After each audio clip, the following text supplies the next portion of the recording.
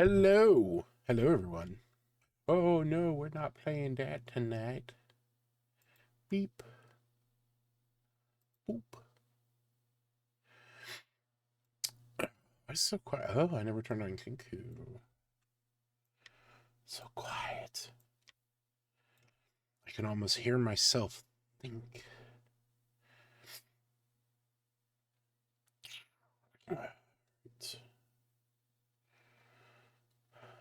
Come on. Come on.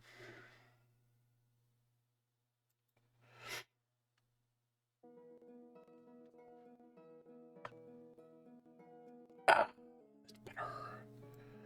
that's better. That's better.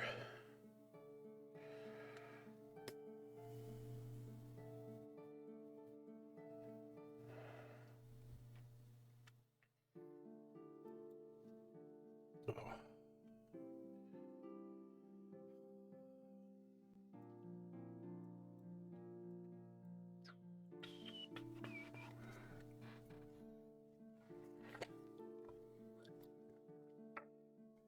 Why is it not showing up yet? Alright, we're just gonna do that.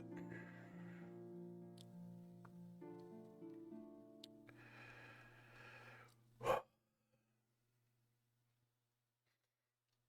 do I change what's on here? Isn't it down here? No. Yes? No. No. I don't even know if I can change that.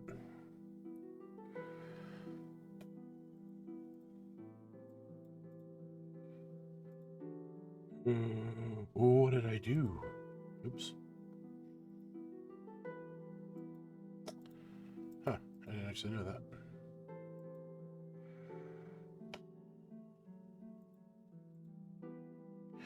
Yeah, that's just the achievements. Failed to import games from EA. I don't actually care.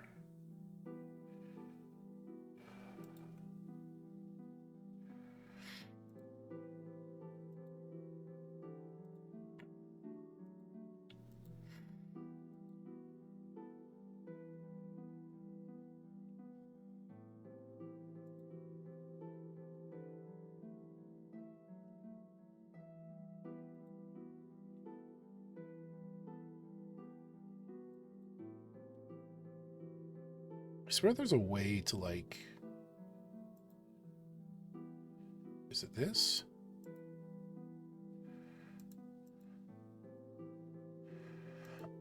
No, it's not that.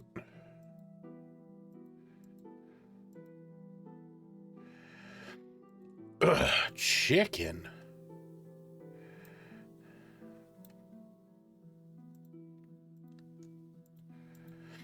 You call me a chicken? And you're within your right. I should just leave it like that. I kind of like where it doesn't have the name there. I don't know if that'll stay, though.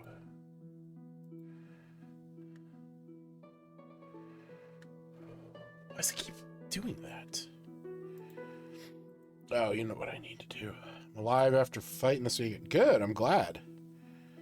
I'm glad you didn't die.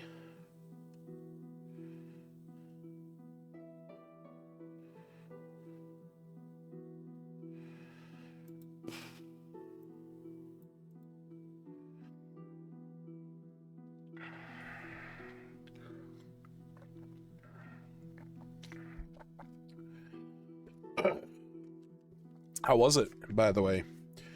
How was your fight? What's up, Stacy?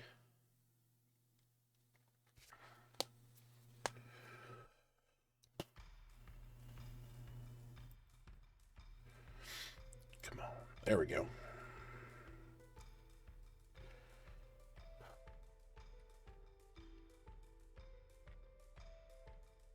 All right. I'm just realizing so much more that, like, I'm not using this start page. Like, part of me questions if I even should use it. I'm gonna just do library.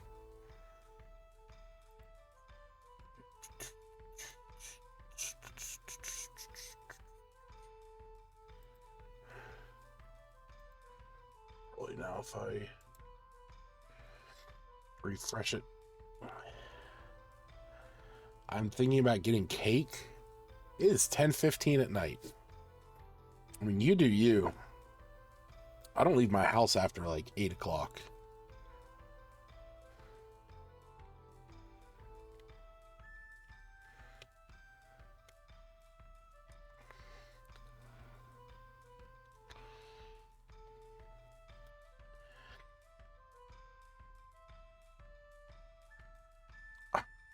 Oh, the fuck, why did it flash? I should go and I should change this. Play count 0. Time played 0.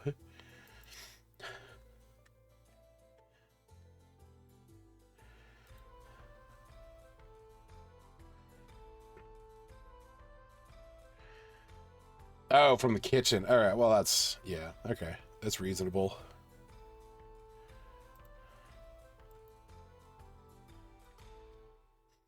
I don't know why it keeps doing that. That's weird.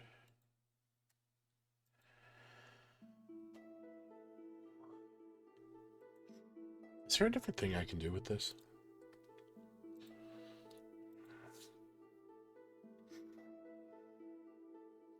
Oh, that actually looks sick. So does this.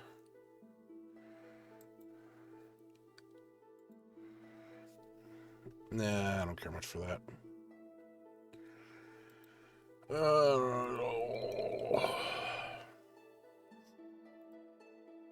This looks cool, though.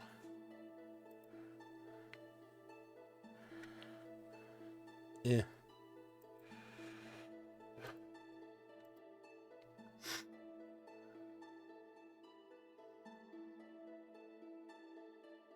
Oh, this is, I think, more what I want. Yeah, it's basically the same thing.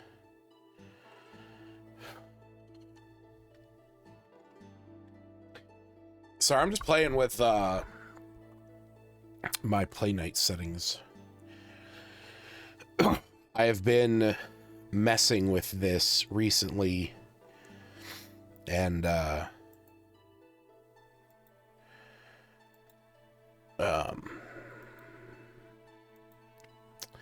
I see what it does. I don't know, I kind of feel like, I don't know, is there a way that I can keep that the same way? Is it down here? No. I think that changes every time. No, I guess it is there. It's still there. Alright, well, that's good.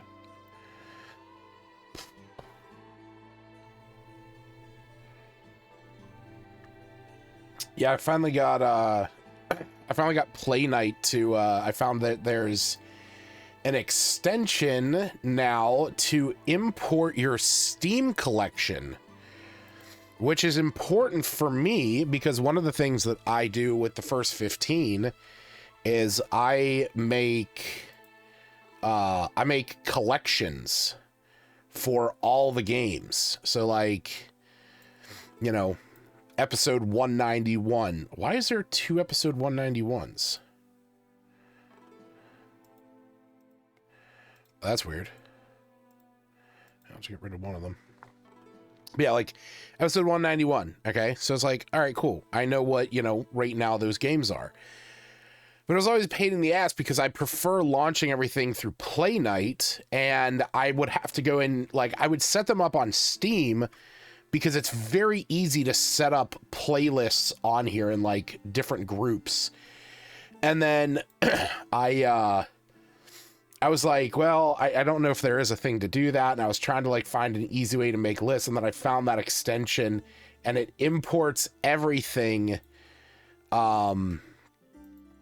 So now all my categories are set appropriately for their episodes. So now whenever I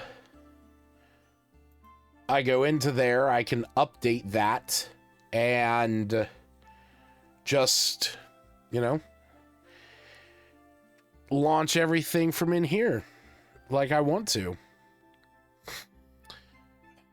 This thing has been acting up, though.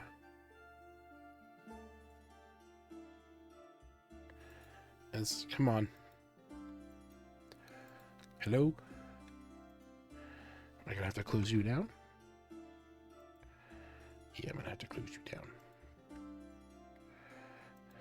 Alright, bye-bye. Well, I gotta start the full screen anyway, so it's fine.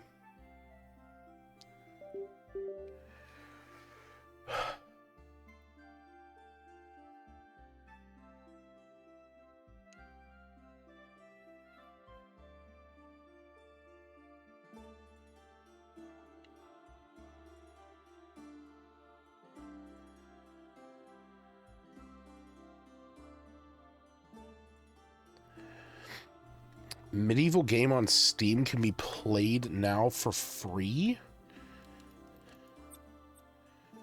What game? Oh, no. What am I doing? Not that. No, this. No, back. No, it is. It's up.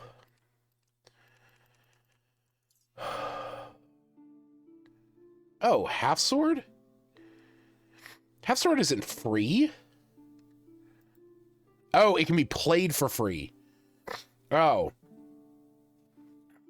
I was about to say, there's no way that it's free. The game just released.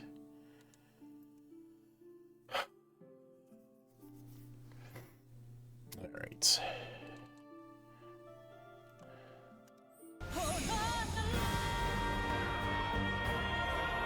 I got that working too.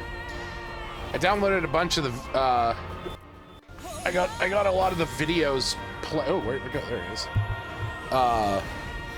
Play Night has the ability to put videos or have videos tied into them for like game trailers. So I linked all their Steam videos. I love this music.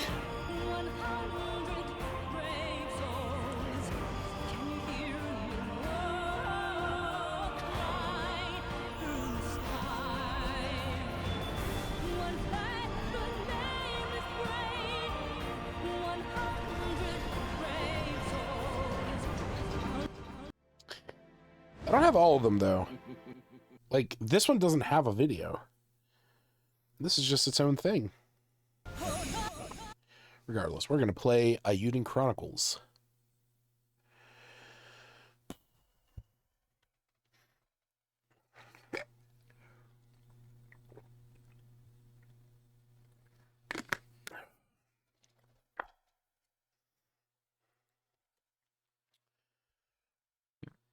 What did Glenn send? They captured John Helldiver. What?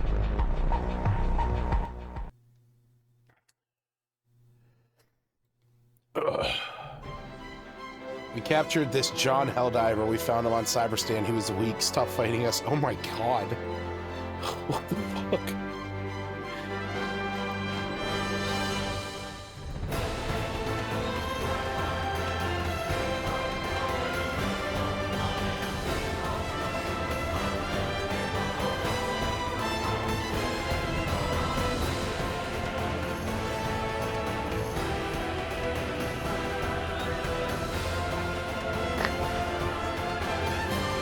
I'm very curious who that character is going to be.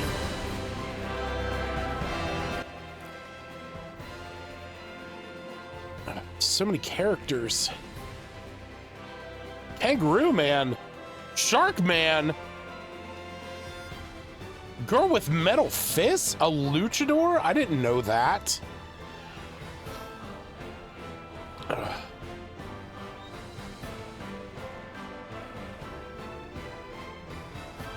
That's fucking terrifying. I've never actually watched this. Gotta call Jimmy Heck Jumper. Only he can save us. That's it. All right.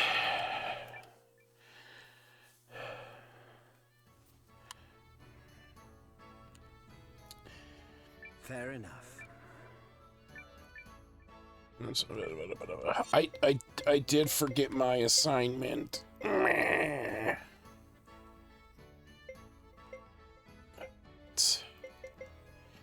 So the funny thing is, I was playing this the other day, and I was kind of at a point where I realized why games like this give me anxiety, and it's because of like that empathetic part of me that doesn't like when other people can't enjoy something or like be involved in something that like I feel they would want to, or I would want them to be involved with it. Like, it gives me a lot of anxiety.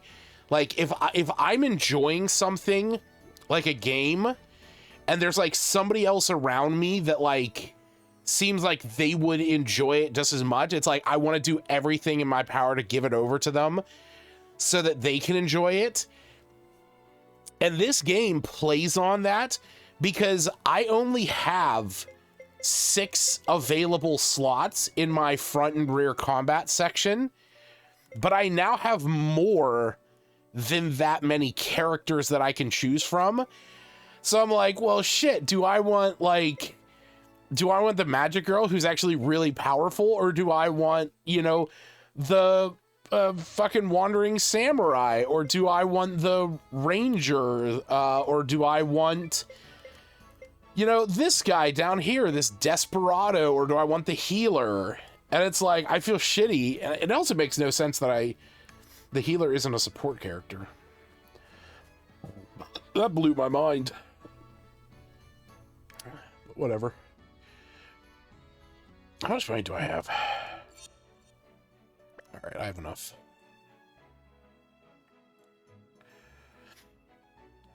I want to make sure that this new guy has his weapon upgraded.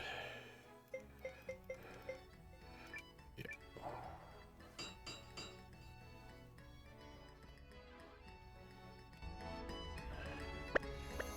Bum, bum, ba-dum, bum.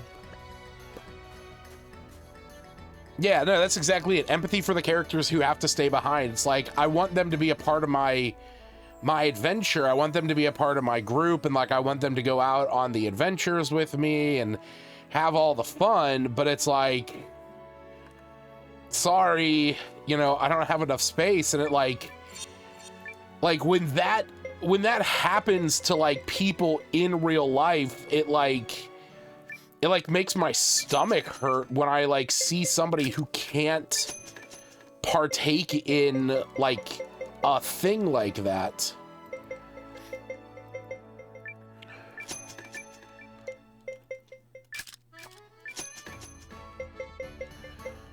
All right, that's good. Everybody's all set. And then I have to remind myself, it's like, hey, these are bits. You know, these are numbers in electricity. They don't have feelings and they don't care. And it's not going to affect me one way or the other. Yes, What's up, Leanne? Bandit hunting time. Where are we going again? Great question. West, the village of Outfordin. Oh, that's right. Off on the road again? Yep. Man, am I glad that he said that. I actually forgot where I was going, and I was gonna head north because I'm pretty sure there is somebody. Oh yeah, there is. There's like a mercenary up there that I can potentially meet. But for now, we're heading over to Alfredine, where I've already been. In fact, that's where I recruited the ranger. He fights with a crossbow. Any last words? No, but let's see y'all fight.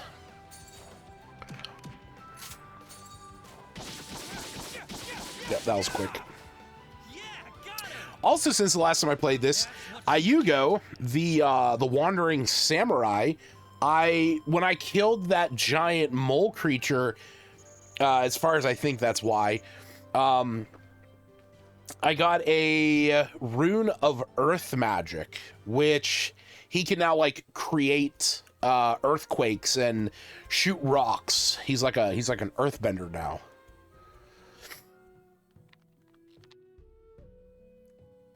Yeah, see, I was already here because whenever I got here, this is where what's his dick was. This guy, Kuroto.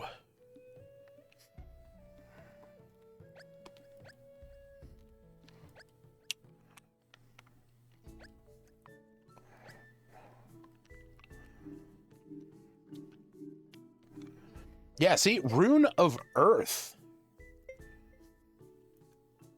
It's crazy stuff.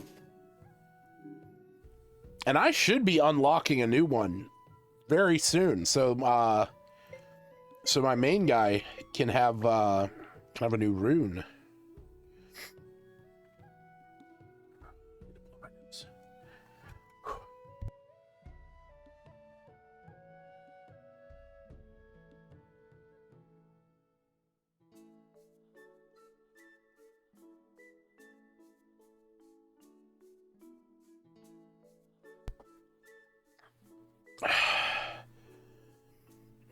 I also love that this game lets you pet, like, any animal, or at least talk to them.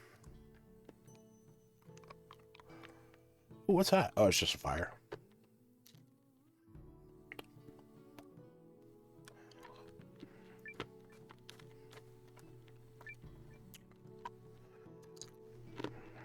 Ah, you must be from the Watch. I am. Very kind of you to arrive so quickly. Let me assemble the villagers.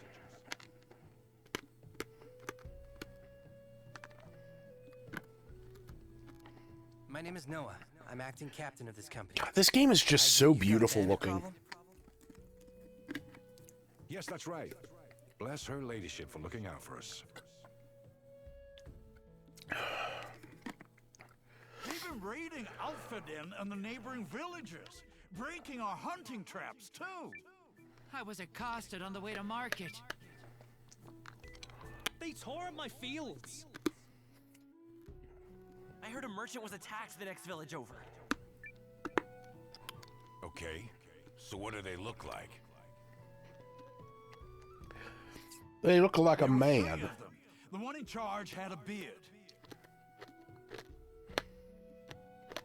The fellow I saw was some creep in a hood. Someone told me the culprit was wearing pink and long sleeves. Are these desperados? A trio of bearded men with pink hoods? That's some profile. Maybe you could give us some idea of where they're holed up. I heard they retreated west, but there's nothing out that way. Or perhaps there is. All right, Chief. What do you mean? Southwest of here, this would have been ages ago. I'm playing a Once game found the called entrance to what we see Eiyuden in the Chronicles. It's We sealed the a place up after some of the kids it's like a got J. away I mean, it from is a us. JRPG. It's possible someone could have found it and opened it up again. On the one hand, it's our only lead. I don't know. I mean, I think you might. It has like that classic JRPG turn-based combat, but it has an auto battler for it. Might as well see what we find. Which So is the I mean, I don't like a lot of turn-based combat. I prefer like being able to attack and stuff. Right? But like being that it has the auto battler, I like it. But I like the characters. I love the look of the game, So how and do it we is find this fun. mine? We left a subtle marker near the entrance. I'll tell you what to look for. Oh, that one, yeah. That one. Okay, we'll check it out. Thank you, brave members of...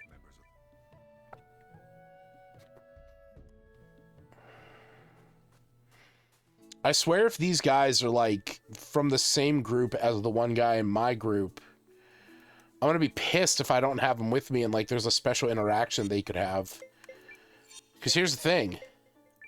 This guy, Yusuke,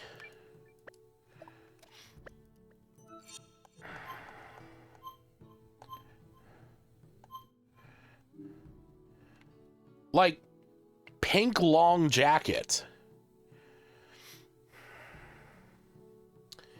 But the thing is, he's kind of rough to play because he has the charge up ability before he can attack.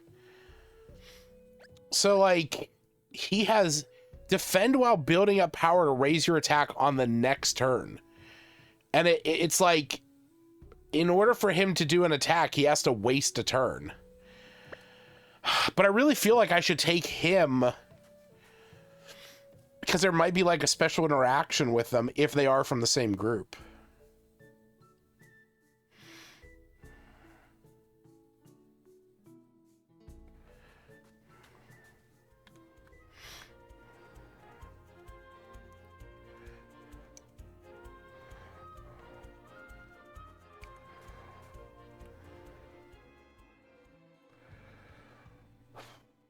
This is the place the Elder mentioned.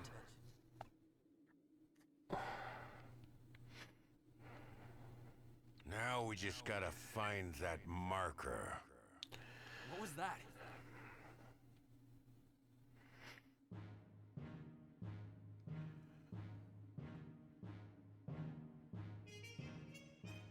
What a day, General!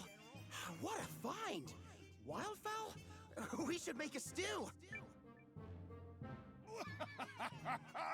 Once again, fortune smiles upon the mighty Kogan. Well, they're not wearing pink at all. You're amazing, General. I'll follow you till the end of days and then some.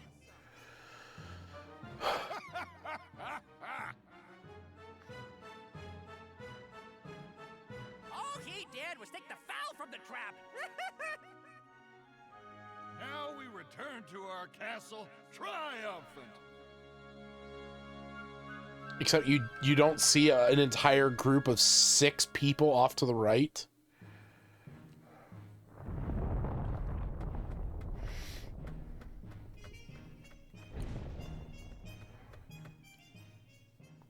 Well, Noah, what'd you think?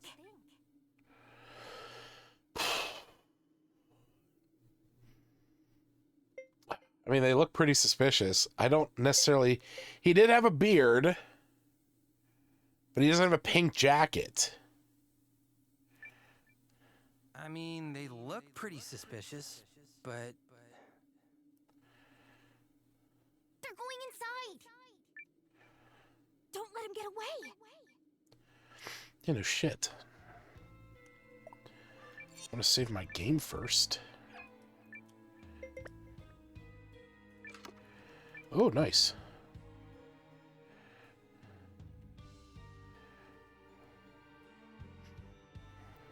You think we can move this minecart? Hey, good thinking, kiddo! You do it!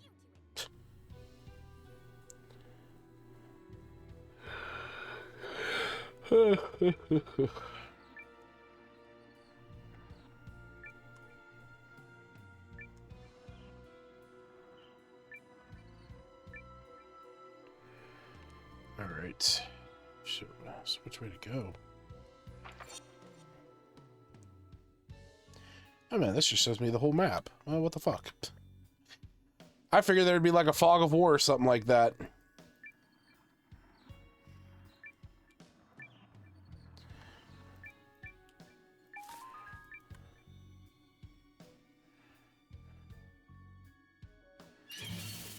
Let's do this!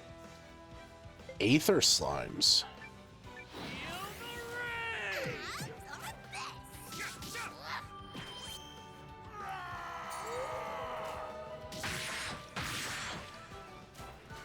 We're done here. What a joke. I'm a freaking legend.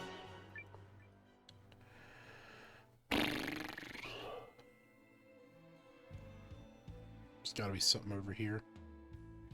Oh no, it just connects. Okay.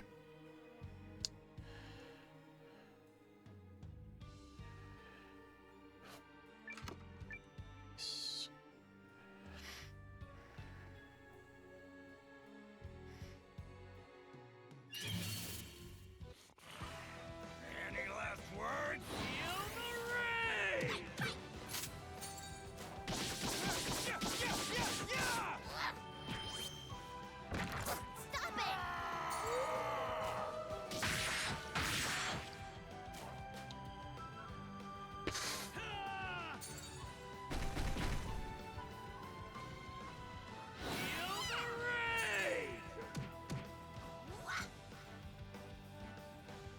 A big day for justice.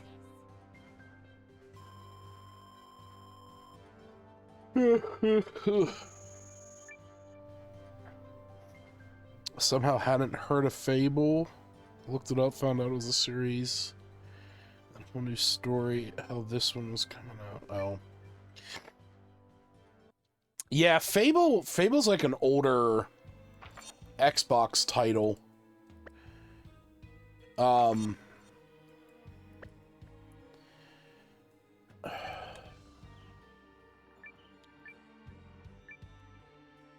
Oh shit. Well, that works because I guess I gotta move this out of the way anyway. Yeah, you were talking about Fable on the Discord. I mean, Fable 1 was kind of revolutionary at the time. Because it was an open world RPG on the original Xbox. The scale of it was pretty massive. The scope of it was super in-depth. And what made it completely different from most other RPGs at that time was that your actions in the game towards towards NPCs and stuff not only affected the outcome of like missions and stuff, but would drastically change how people treated you, and it also changed how you looked. And that was like, again, one of the more like monumental things about it was if you played a purely good character and all the choices you made were to create as much good in the game as possible. I forget like what the two things were called. I mean, I think it was just good and evil. Because I know Mass Effect had Paragon and Renegade. But like if you were doing a pure good run, your skin would become like white and angelic, and you would get a halo. And if you were doing like a pure evil run, you would get horns, and like you would get like I think a red aura or something like that. Oh, what did him? What did I get, if anything? Oh, is it just blank? Okay. Well, that's cool. So like that was the crazy. Oh fuck yeah! I got another Rune of Earth, so I can give that to Noah.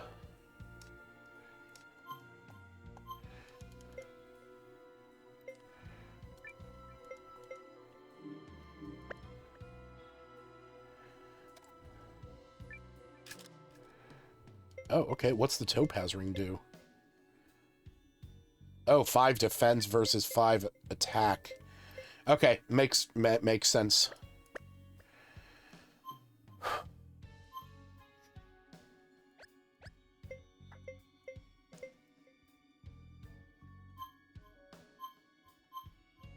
Can I equip this? No.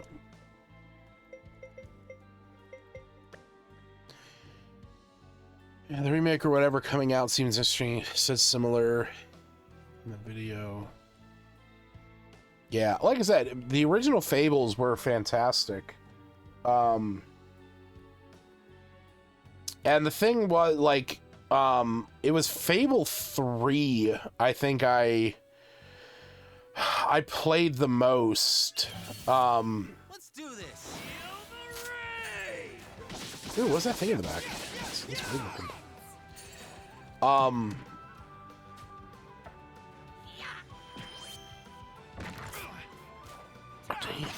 So long. That doesn't even count as exercise. Yeah, I remember like again, the game is all about like forcing you to make choices. And like it's sort of like Nope, Oh. that ain't gonna cut it. oh shit. I can't go around. Fuck. It like forces you to like you can't have everything that you want in a way. Like that's kind of what the game was all about. Was like you were gonna have to take some bad with the good. And I remember in the third one, what it comes down to is you end up as the mayor of the town. I don't know how far back I have to go, but I saw a save point up here and I want to save first. But you become the mayor of the town and you have to set taxes in order to raise the revenue of the town. But if you raise the taxes too much, all the people in the town will dislike you. And if you the sort of end game is that you have to have enough money to buy all the things that you need. Oh shit, I can't get through there yet. We can't move. Guess we'll have to find another. That's so ridiculous. Just fucking squeeze through, climb into it and get to the other fucking side. Oh my god. I understand it's a game mechanic, but for fuck's sakes. This is well more than enough momentum. There you By the runes. go. But yeah, so like I think it was the ending of 3 where, like I said, you have to you have to like make sure that you have enough money to buy the resources and like get the partner or like get everything that you need money wise. But if the townspeople don't like you, then whatever the ending was, again, it's been more than 10 years. The townsfolk won't like rally behind you. They'll hate you. And they won't like come to your aid when you need it. So the cheat way to do this was once you got to the point where you were about to enter the end game and you needed all that money and you needed the townsfolk to like you, which again, this was their whole point of like, hey, you're not going to have everything you need. You have to make a decision. People realized that as long as you had a controller that wouldn't die and your character was moving some amount in the game and it stayed active, you could go in and raise all the taxes on everything in the kingdom and then set your controller down, walk away for like 24 hours. And when you came, or it wasn't even 24 hours, it was like 10 hours. And when you came back, you would have more than enough money than what you needed to get everything to finish up the game in the best way possible. And then what you would do is you would immediately drop all of your taxes to 0. And you would let like an hour or 2 pass, and that would completely reset all the townsfolk's opinion about you, and they would all love you because now they're not paying taxes. So that's what I did. I hooked up my old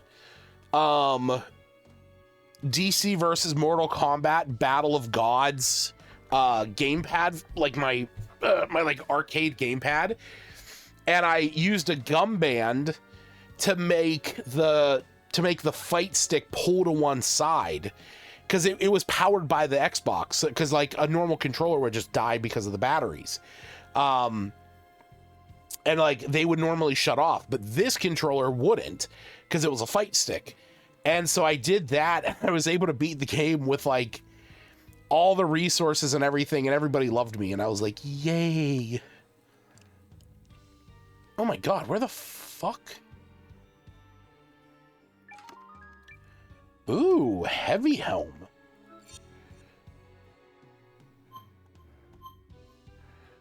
Who's gonna get the heavy helm? Oh, I do. Nice. Oh, wow.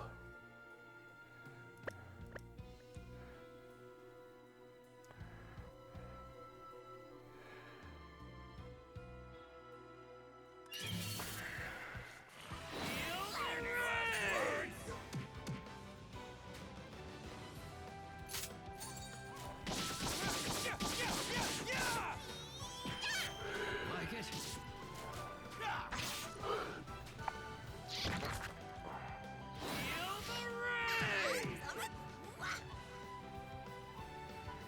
A big day for justice. I'm a freaking legend.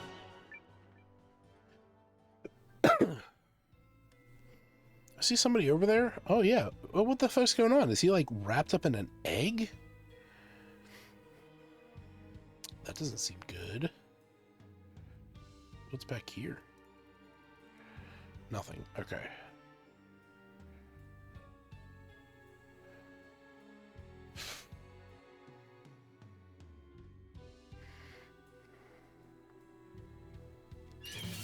So maybe get a chance. I don't think they will let that sort of cheat happen. It's gonna be, if I'm not mistaken, it is. I'm almost positive it's just the first game again. It's just a remake of the first game.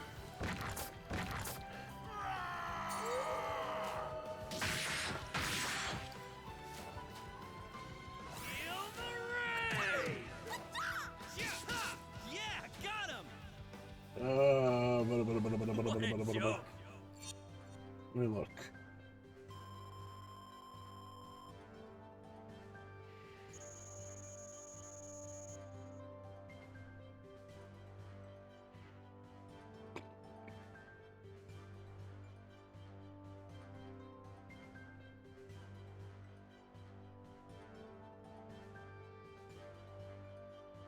Oh, you know what? Just looked it up.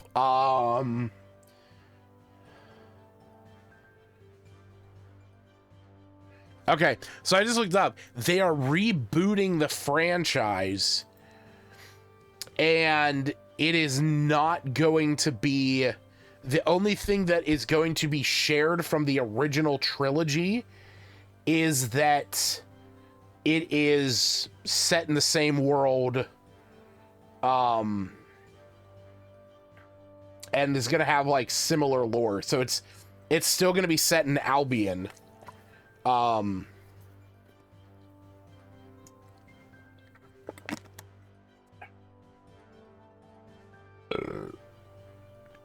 me see here. So represents the first new installment in the franchise since Lionhead's Fable: The Journey. It's positioned as a reboot to update the series with contemporary gameplay mechanics, visuals, and targeting a new generation of players. So, yeah, it's a complete reboot. I was under the impression that hey, what's up, Glenn? I was under the impression that it was a remake of the first game. I don't know. I'm ambivalent towards it.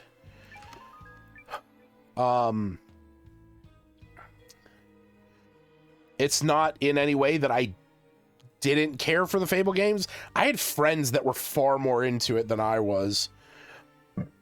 Oh, my buddy Kevin, his Rune of Faint Thrust. Well, that'll be fun. Yeah, my best friend Kevin. One of the things in the game was, and again, this kind of plays into like even your minute actions in Fable would have an impact on how others perceived your character. We cleaned right up. It was that if you like ran around chasing and like attacking chickens, then the people in the town would call you a chicken chaser. I don't know why my lights seemed like they were low, or my... Hold on. Just realized something. Did I never change my filter back? No, yeah, my color correction's right. Weird.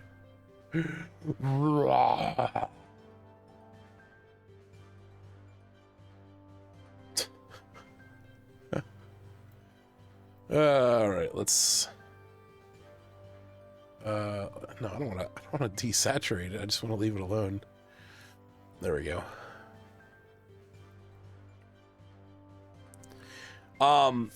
But one of the things, like I said, if you go around and like pick up the chickens or like, you know, harass them, then people would call you a chicken chaser. And he would constantly quote the people. It's like, "Are you a chicken chaser? Do you chase chickens?" So what I thought, yeah. So, and that also was is this somebody that? Oh, this is just a dude. Can I help you? What are you poking around here for? Don't you? Oh, this is rich. I'm surprised you even spotted me. I tend to go pretty unnoticed. But forgive me, the moment of levity. The name's Hiro. Oh. What you might call. As for why I'm here, you caught me in the middle of forest. That makes you. Nonsense. I welcome the company. Clearly. Noah. Noah? Doesn't the watch have a talented recruit? If you're sharp enough to spot me, you must. Can I show you my wares? Sure. Sure. What have you? I'm so glad you asked. Take a look. Oh boy. Oh, you know what? Actually, yeah. Oh wow, 60 to all. You know what? Actually, let me grab a couple of those, and I'm gonna grab a couple of these just to have. And give me a couple of these. Is there anything I don't need?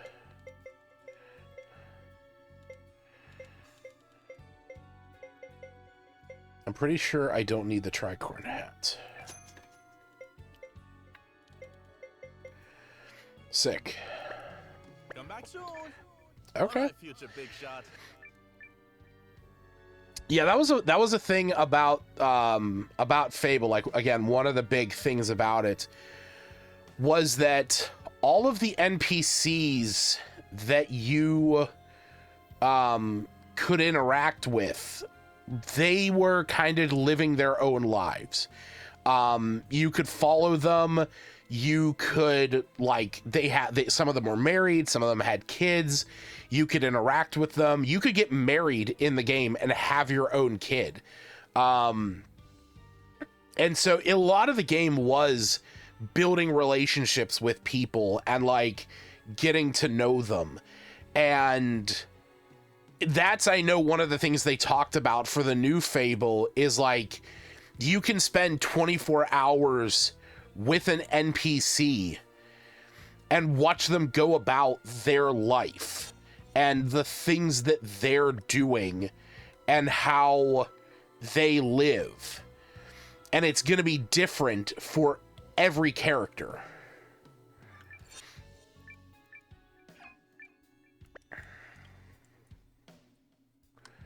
Cool.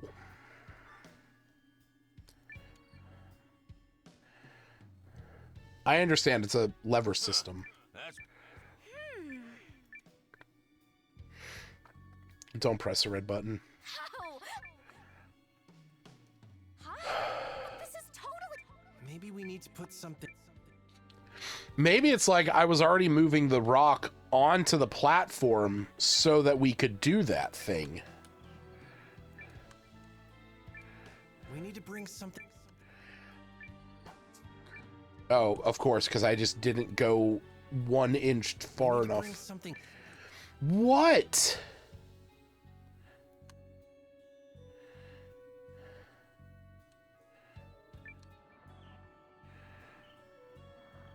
Or do I need to bring do I need to have 2 of them on there?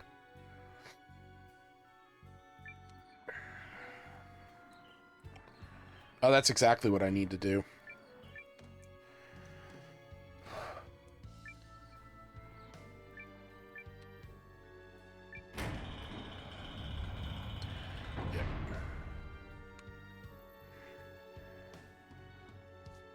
There it goes. maybe it was rusted or something. Could be. Let's. Oh yeah. So speaking of old things, I finished my book today. I don't know if I actually talked about it on stream, but like 2 weeks ago, for my niece's birthday party, we went out to dinner and then we went over to Barnes and Nobles. And while I was there, I had made a mention, because I was back, you know, I mean, I like fantasy, obviously, that's a thing for me. And I just so happened to be like passing through the area that had the whatchamacallit, the like the romance novels, like the Harlequin romance novels. And I made a joke about how, like, I wish there was solo, self-contained, high fantasy adventure novels like those, like little novellas. Lo and behold, they do exist. I'm just, like, purely ignorant of them. But I had made a comment to one of, you know, I made this comment to one of the employees there. And she's like, you know, I said, you know, I'm looking for something that's like shorter, smaller, high fantasy, D&D style. And she's like, there is a book that you might like. She's like, it's called Kings of the Wild by Nicholas Eames. She's like, it's a book about these like adventurers who are retired and they have to come back together for one more job. And I was like, that sounds awesome. She's like, it's a single self-contained thing. And she's like, it's longer than what you're asking for. But she's like, it is all in one.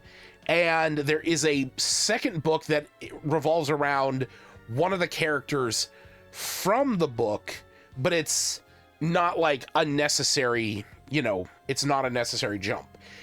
And so she ran off, found it, got me a copy, Kings of the Wild. And so she also, we went over to the shelf. She was going to go put like another copy on the shelf. And she pointed out the sequel, which is called Bloody Rose. And she didn't have enough space to put both of them on the shelf. So I just told her, look, I'm going to buy both of them. If you recommend, you know, the first one, I'm going to buy the second one. And so I have them both. And once I got home, I immediately downloaded both of them. I pirated them off the internet and got the digital copies. So I had the EPUBs. And then I also was getting into Audible and listening to audiobooks. And sure enough, both of these are available on Audible. And so I used my free credits to purchase them. And so I just finished Kings of the Wild.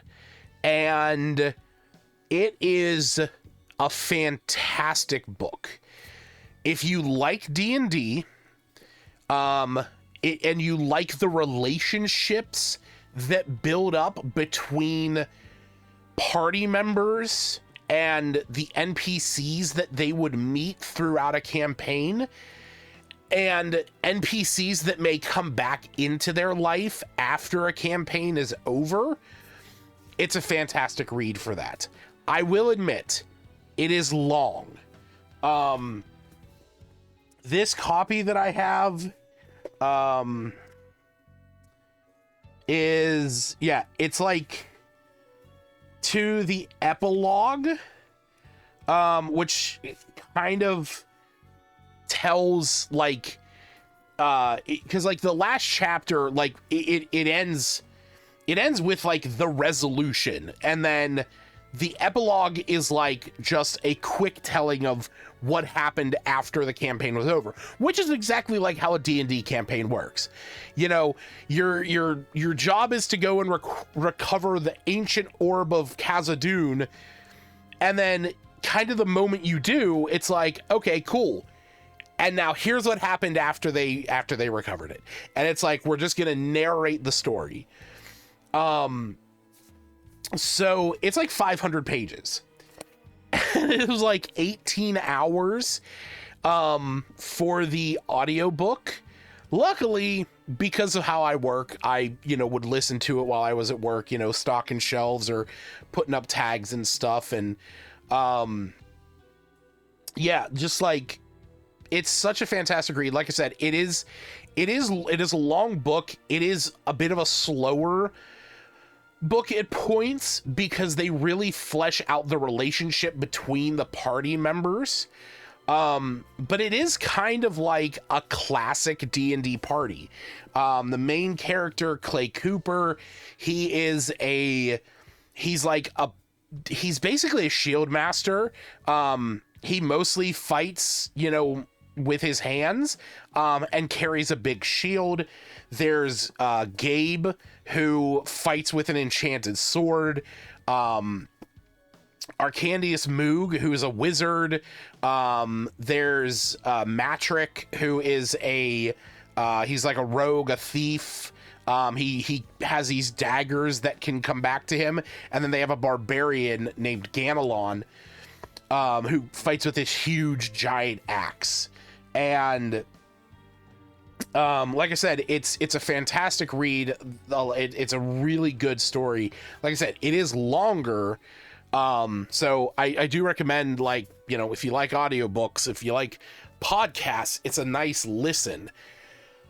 I will say, though, I was a bit disappointed that the second book's audiobook isn't narrated by the same person. But I'm very much looking forward to what this one is about. Because, it's not a spoiler. It's explained literally in the first chapter. The one last mission that they're having to come back together for and go out and do is one of the party members, Gabe, his daughter, Rose, who is a mercenary herself, is stuck in a city that's being besieged by this horde, this like undead horde. And so Gabe goes to Clay and is like, hey, I need your help to go and rescue my daughter. We need to get the band back together so we can get her out of there. This book is called Bloody Rose because, as it says on the back, Tam Hashford is tired of working at her local pub, slinging drinks for world-famous mercenaries, and listening to the bards sing of adventure and glory in the world beyond her sleepy hometown. When the biggest mercenary band of all, led by the infamous Bloody Rose, rolls into town, Tam jumps at the chance to sign on as their bard. It's adventure she wants and adventure she gets as the crew embarks on a quest that will end in one of two ways: death or glory.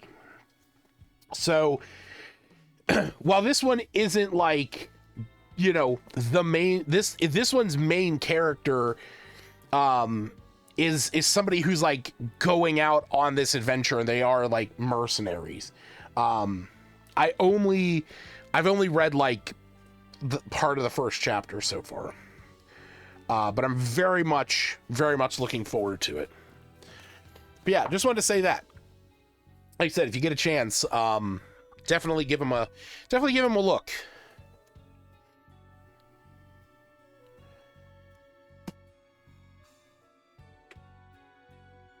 Oh, I see what I have to do. Is there anything down?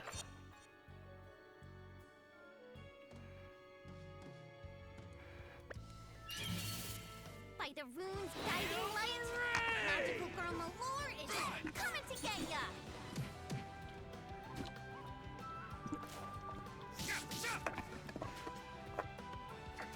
Take this! Ooh.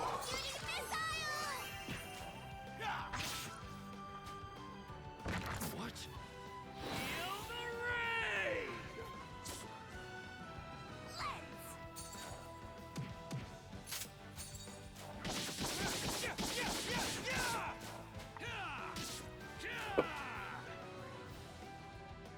That's what you get.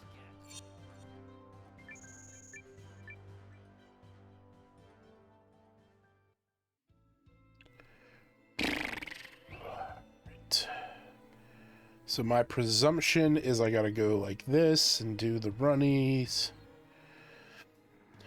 Go, pow. Rune of resistance. Is there anything actually to the right of here?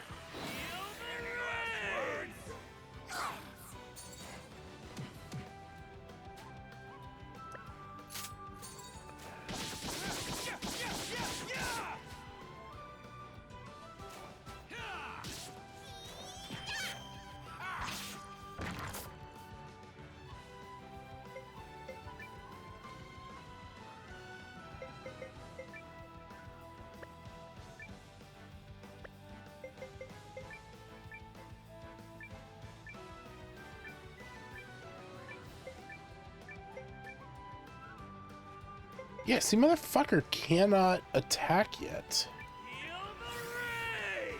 I've never actually seen him attack once. Take this! That's what you get.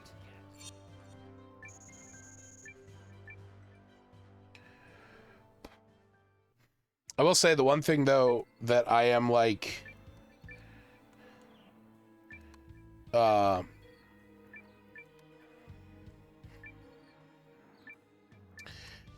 one thing, though, that I kind of wish that I could get set up well, is I am using an app called Book Fusion on my phone for my ebooks so that it pulls up my Caliber library, and Book Fusion has text-to-speech. I went through last night listening to all of the different voices, and they're all hyper robotic except for one UK voice. And like, while I don't mind the British accent, I don't necessarily want all the books that I listen to on my e-read, on that app to just be narrated by a British man. And it's even like a British computer voice too. All right. I don't think, yeah, we really need, I'm going to heal a little bit because I have plenty of herbs. Heal you, and you. Look up the other, yeah, so yeah, he just has the two. Apparently there, I don't know where I saw it, but I want to say there was somewhere, I think it showed that there was potentially going to be a third book in the series. but with how long it's been since Bloody Rose has been out, I don't think I don't think that's gonna be the case, but I don't know. What the fuck are those? Ugh, that's gross. Take this! Magical missile! Not even worth sullying my blade. I feel stronger. Damn.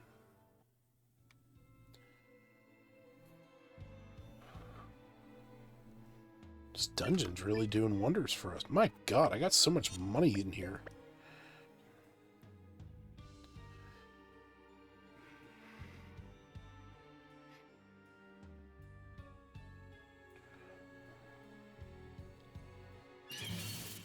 You want a piece of... Whoa. Oh, wow. I might actually get my answer of what does it look like when Yusuke actually attacks.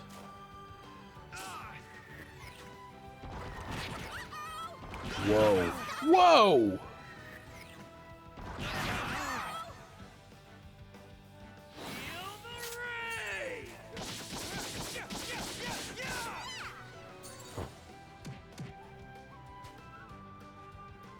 Take this!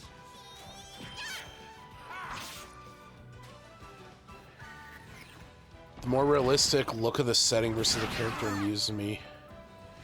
He's gonna fart, needs 2 more turns.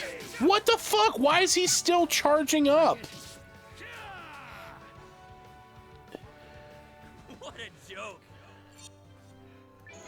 What does he even do?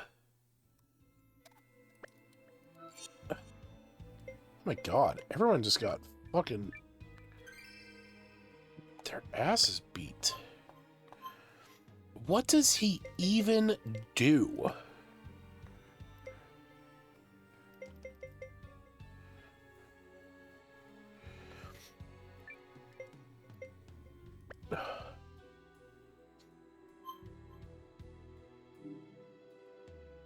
Charge up. Defend while building up power to raise your attack on the next turn. Yeah, he has a weapon attack. Oh, but it's short. Oh, no. Okay. Well, then that probably explains it. Okay. Well, then, yeah, I'll just do this. That might be why, because he has a short-range attack. Fuck, maybe that's why he hasn't been able to fucking do anything, because I'm a fucking idiot. More after being just 2 makes me wonder what else rates similarly if there's a specific genre. Oh, got me. Oh.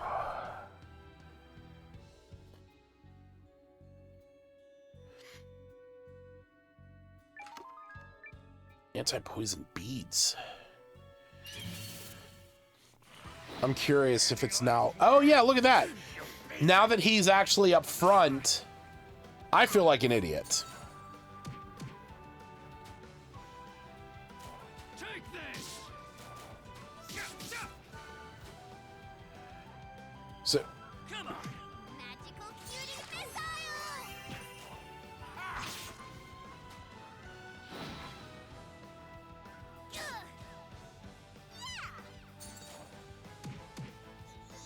Yeah, I feel like a complete ass.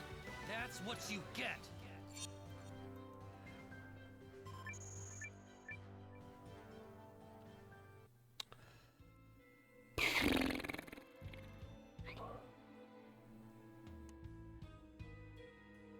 So how do I... Oh, yeah, there we go.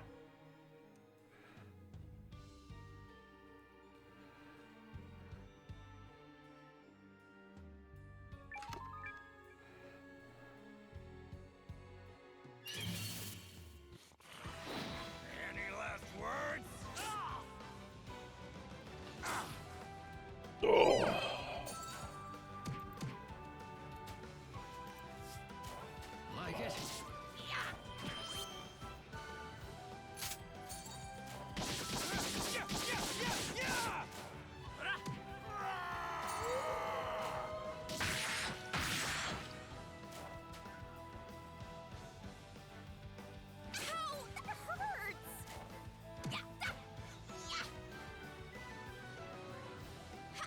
We cleaned right up.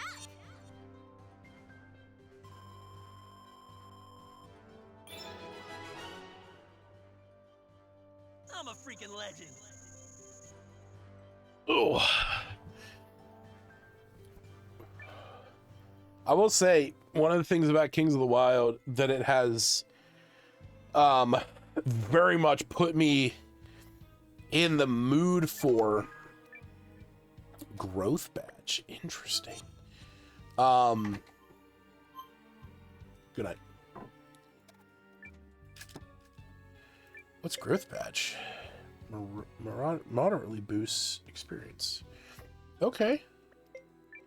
Anti-poison beads. Cool, cool, cool.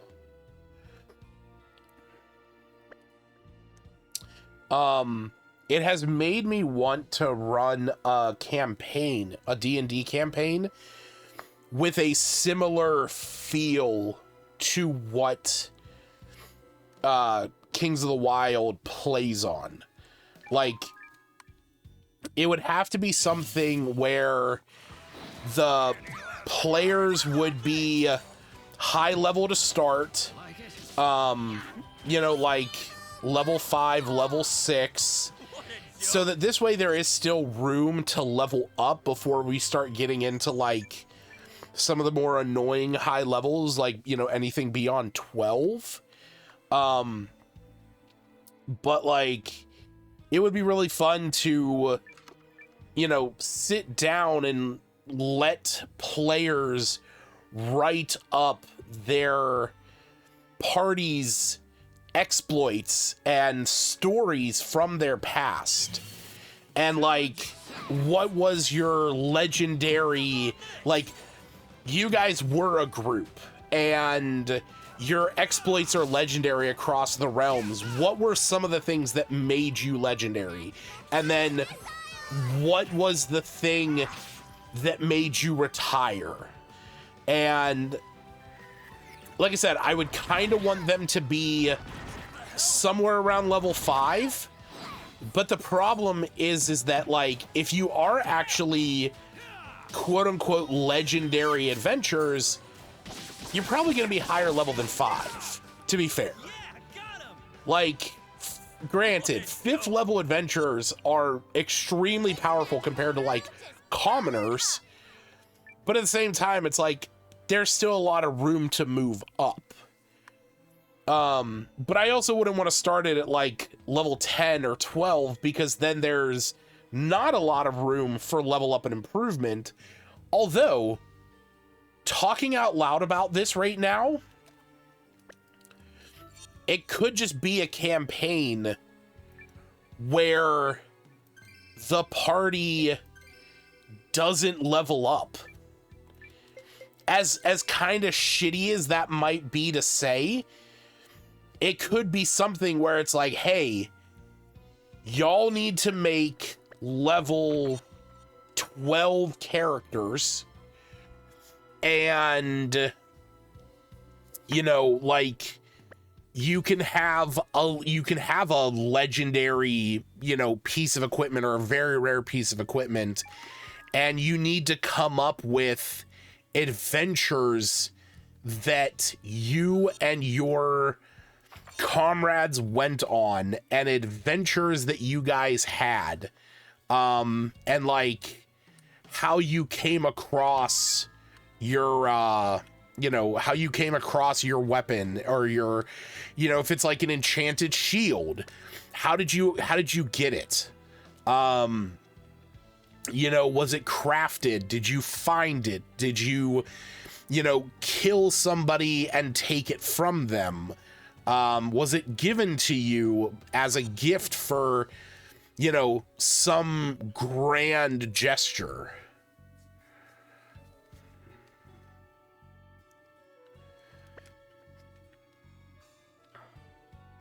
And then from there, no. The sessions would not be the stories of the past. Like, I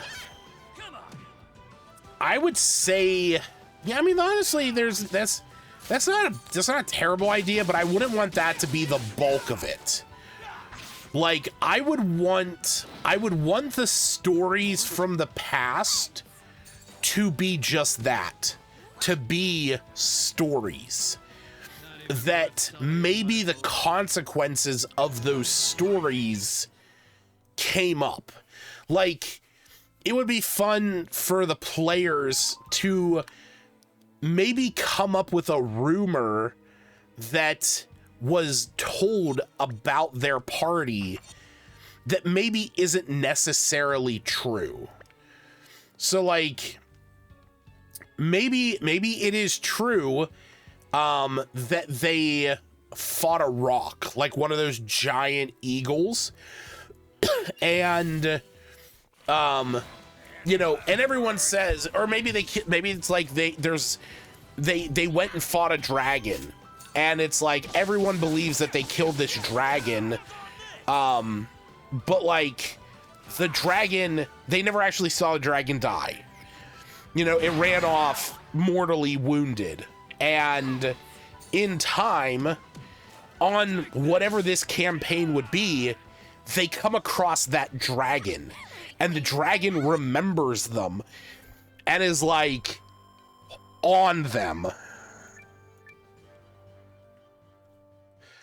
You know, or they come across individuals that they met in their adventures in the past. Maybe they wronged a bandit, or they, you know, maybe they befriended, you know, a group of goblins, and maybe one of them befriended a group of goblins. And so in this adventure, they come across those goblins out there in the wild. And it's like, oh, you know, maybe they're having this, there's an altercation going on, and it's like one of the goblins who's like an older chieftain sees one of the adventurers and is like, I remember you. I remember your face. You saved us from the Etten massacre. You know, and then that adventurer could, you know, that player could be like, oh my God, it's you. It's like, Seven Fingers, it's you. Like, making it up as you go, or even having it already explained out in their backstory. But again, I think that would be a really fun way to, like, play it. The only thing is that it would, because it would be something where the campaign would be really focused on, like, I would want the campaign, oh my God, stupid fucking bots. I would want the campaign really focused on, like, more narrative than anything else. Really? 2 bots in a row? Go fuck yourself. I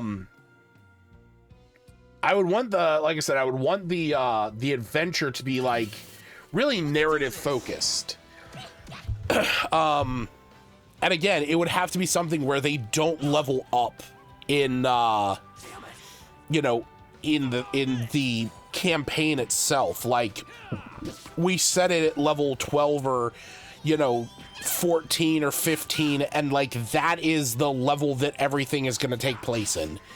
And, you know, again, to the thing that you said, Stacy, maybe the campaign could, like, maybe there could be like as many players as there are. Like, let's say it's a 5-player party. Okay.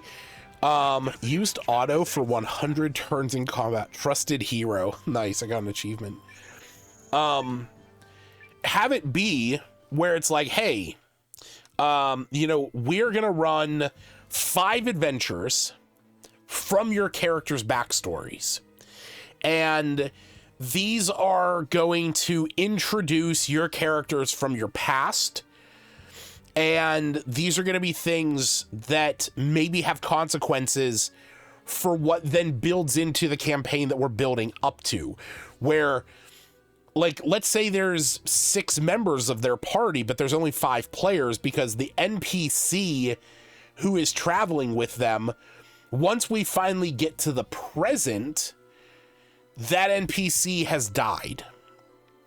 And that could even be like the inciting incident. Like, that NPC has died, and the adventuring band gets back together with them for their funeral, and when they all arrive together, there is like somebody brings the adventurers this missive that was from the one who died, who, you know, it's like, maybe this character went off to live with his family. Maybe this character went off to be a merchant, and this one went off to become a blacksmith, and this one became a noble. And they all come back together, and it's like, oh, he has still been out adventuring. He is the one that isn't a player, the one that's the NPC. He was still out adventuring, and maybe he found something that is personal to all the players. It would have to be something that they would all have a desire to go out and do, but they would have to give up these lives they have taken on in their retirement in order to go and do that. So, you know, it's like, if they have a family, they're going to have to reconcile with their family of like, hey, you know, we need to do this in his honor. Or it's like, hey, you know, so-and-so had a kid that we were unaware of. And I mean, and this is pulling directly from Kings of the Wild, but it's like, so-and-so has a kid and they're in danger and we need to go rescue them because their father is now dead. It would have to play very differently from Kings of the Wild, though, in that it would still need to be a D&D adventure. Like, there would still need to be, you know, like, a role for the group to play. Possibly good way for sharing a DM role. I mean, I guess any campaign you could share a DM role. I don't necessarily know if like the way that I'm envisioning it, I would necessarily move DMs, just because you would be playing with like the expectation of a singular group. You would want all of those players to be playing together. I mean, the only thing that I could really say that would be maybe make it something that you could share the DM role would be is if... Oh, wait, what the fuck?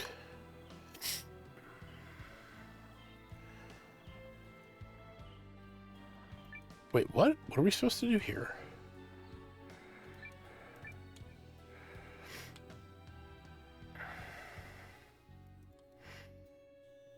Wait, what?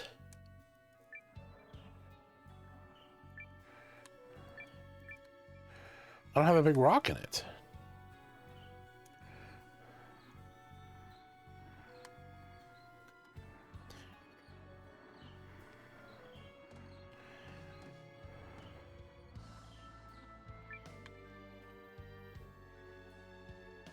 Is there a rock somewhere over here? Let's get it. You know, while this is fighting, I'm gonna go open my window real fast because it is getting warm as shit in here.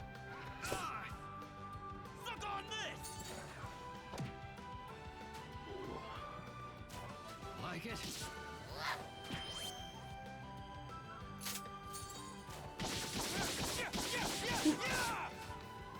Also doesn't help that I'm wearing compression stockings. I'm gonna fall if I do that. Yeah. Come on! Take this! Gotcha! Magical cutie missile! Oh, Missile! What a that's joke! much better. Whew. It's like negative out. Yeah, I know. It's nice. I get this. Whew. I mean, I got my computer's running hot. I got 2 lights in my face. 3 monitors, 4 a TV. A lot of heat here.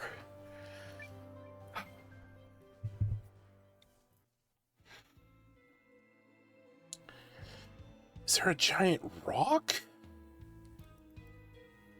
No. What am I supposed to do?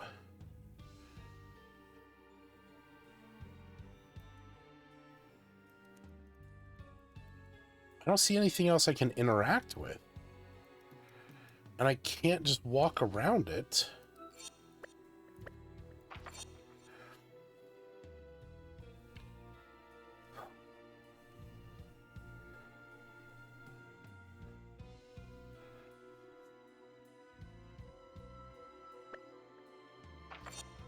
As far as I know, there's no way to get to the other side of there. Unless there is. You want a piece of me? Step on up! Come on! But yeah, like I said, I think the biggest hurdle to that kind of a campaign idea would be getting the right kind of group together that would put effort into coming up with not even like a big long full backstory, because like I think it would be fun to be able to make stuff up on the go, but it would need to be a group that is willing to take some of that onus of like, yes, we are going to make stuff up as we go along. So I can't go any further over there, and this is where I am supposed to go.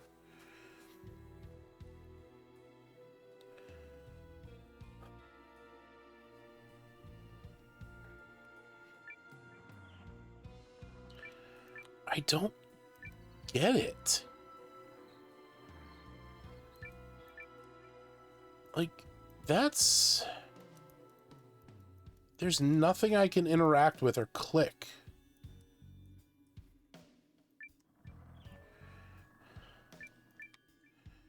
I almost feel like I need to, like, ram it into the wall this way. Oh, I fucking knew it! I was about to say, I wonder if I ram it into the wall this way, if I'll make a rock fall. That was great. Yeah, well, they would have to. Like arguably, it wouldn't have to be all shared story. Because, like, even in Kings of the Wild, for example, the characters in that have history before they became a group. But it's like throughout the book, you just get bits and pieces of the exploits that the group is called Saga. Their adventuring group, their band is called Saga. So it's like through the course of the book, you get little snippets here and there of the exploits of Saga.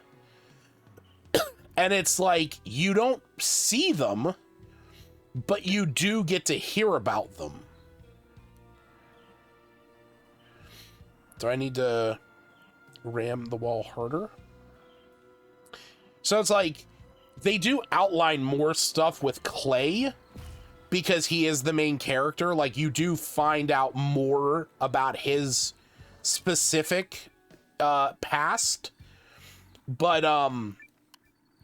like I said, they more allude to the adventures that Saga went on when they were still adventuring. And that's what I think would be fun, where it's like, you know, you could have those moments in the adventure where you introduce an NPC that has heard about this group. And maybe they could see them with reverence, or maybe they could see them with malice. I don't know. It's an idea. I don't necessarily know if I have the, you know, mental fortitude or wherewithal to construct something like that. You're getting it now. And again, I think it would also take a very specific kind of group We cleaned right up. to do that. Like, to... If you did only do the, like, let's say it's level 15. If you did only focus on requiring your players to make level 15 characters, you're going to have players that know the system well enough that they're going to be comfortable playing level 15 characters. At the same time, if you are going to do some of the, like, you know, hey, we're going to have 5 adventures before we jump into the real campaign, and the consequences of these adventures will affect your characters in the end outcome. Like, when we actually start the campaign, this is where it's going to be. And, you know, because, like, in those adventures, maybe one of the characters, like a fighter, gets his arm chopped off. And so, okay, in the future, you now need to make a decision. Does your character still have an arm? Or did they, like, or do they not have an arm? Or do they have an arm through some other means? Maybe it's mechanical now. Maybe you, you know, got a ring of regeneration at some point and grew it back. You want a piece of me? Step on up. Take this. But then the campaign at high level that takes place in the quote-unquote present, that would have to be something where it doesn't level up. You know, you're not going to level up to, you know, anything higher than that 15. And so you just have to come up with something that would be fulfilling, that would maintain over that level for however many weeks or months. Yeah, got him. We cleaned right up. I feel stronger.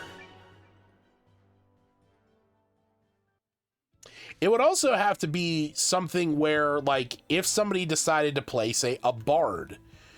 Bards in original 5th edition don't get the ability to change their spells until they level up. So, hey, we're going to fight the boss. So, I know in the new one, you know, in 5.5, they can. But, like, whatever, if there's anything that is, like, tied to leveling up, you'd almost have to completely retcon that.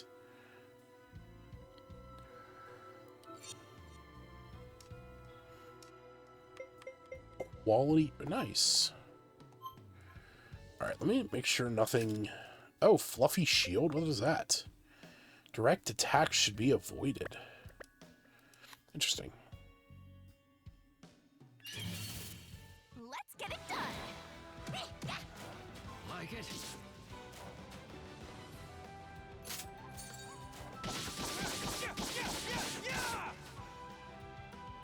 Suck on this. Magical cutie missile.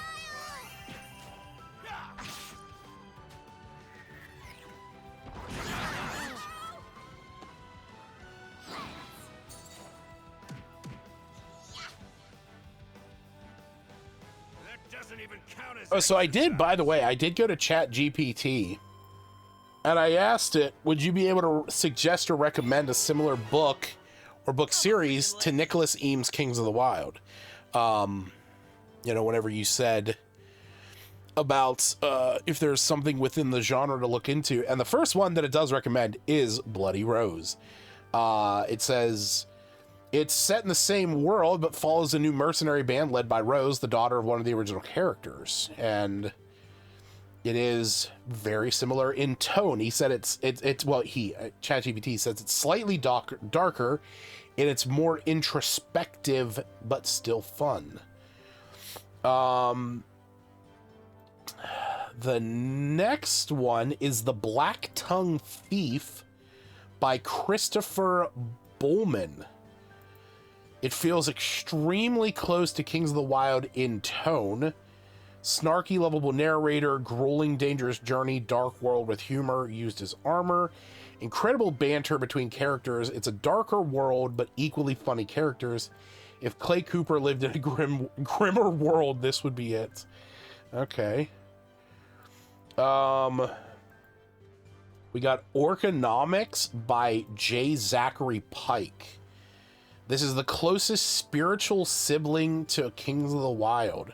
Retired broken adventurers returning to action, strong focus on friendship and redemption, equal parts hilarious and sincere, slightly more satirical but heartfelt underneath. This one is criminally underrated. Next one, The Grey Bastards by Jonathan French. Think Mercenary Brotherhood, but they ride giant war hogs. Brotherhood-focused story, rough, crude, loyal warriors, dirty, grounded fantasy world, grittier, more savage, but still character-driven. This nails the found family mercenary unit vibe.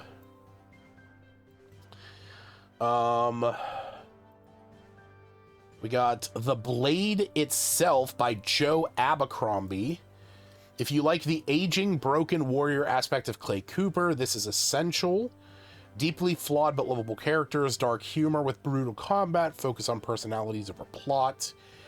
The Aching God by Michael Schell. This is basically what happens to adventurers after the adventure breaks them. Retired adventurer forced back into danger, emotional realism of aging heroes, psychological toll of dungeon crawling, much darker, extremely powerful. My top 3 recommendations specifically for you, based on your Kings of the Wild love and DM style. Orconomics, The Black Tongue Thief, and The Grey Bastards. Alright, well, I am going to look all these up in my own time.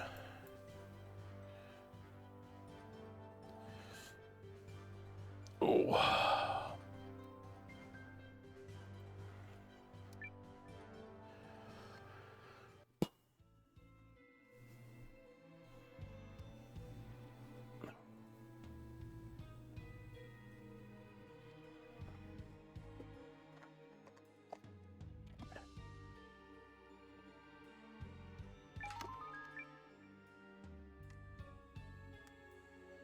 I should probably check on that. Hold on. Oh yeah, he does need that. Oh, magic drop. Use on him. Good. Wait, how's everybody's health doing? You know what? Use up some of these healing herbs.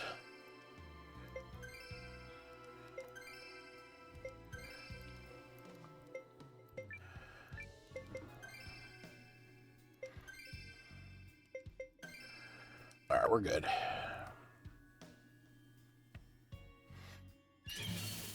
Challenge accepted. Oh my god. Come on. These things look like they have tits. Big spiky tits. They also look like bigger, more dangerous Numamon from Digimon.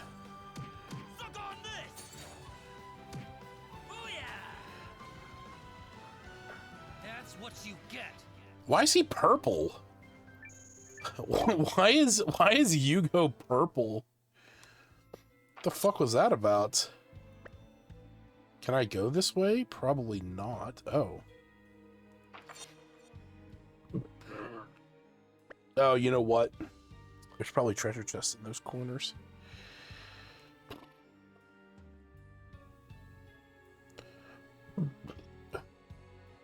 Oh, wow. Wow, what's wrong? You want a piece of me? Step on up! Suck on this!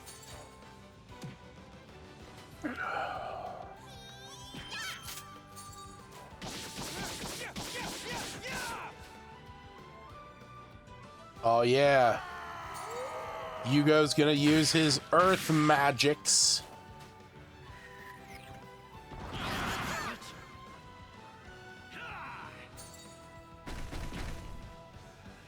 bitch. Would have been more effective if there were still a bunch of people. A big day for justice. Oh man, it is so much cooler in this room already. My legs don't feel hot anymore. Dash boots. Ooh, what are dash boots?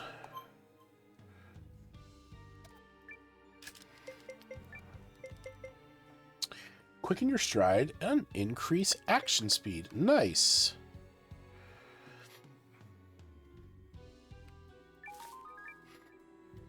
All right.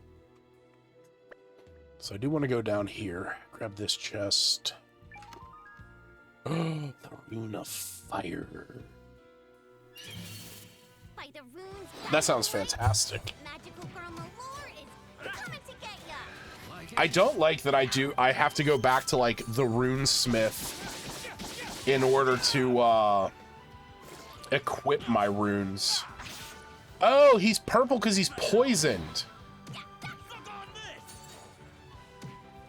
That's what he is. We cleaned right up. So dumb. The light's hurting my eyes. Dark. That's not bad. Let me turn up the contrast.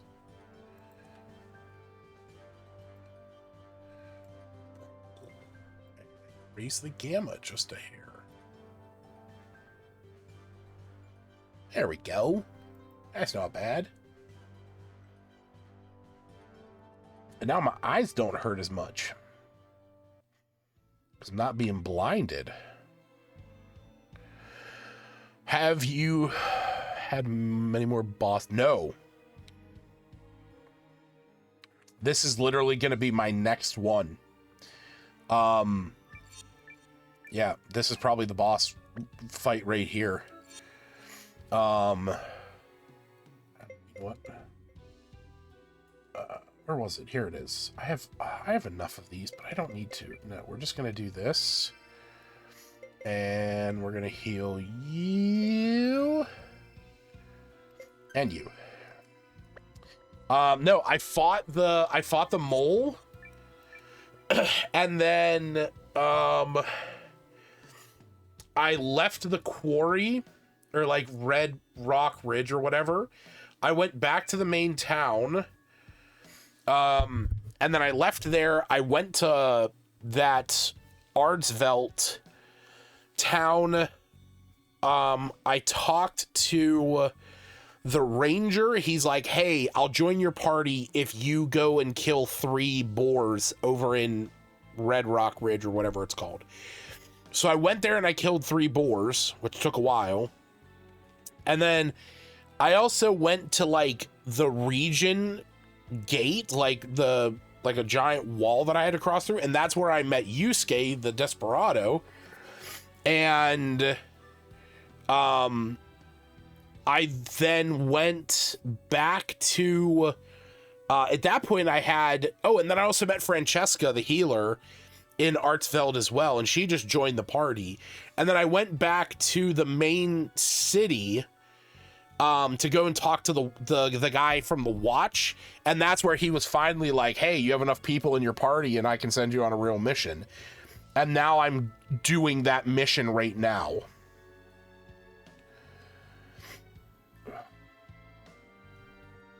Light. We must be near an exit. Where does this thing even go? We could be walking into a trap. Stay vigilant.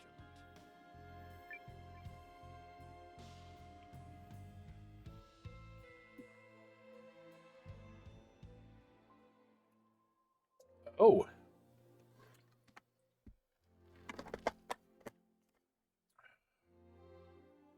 Not what I was expecting.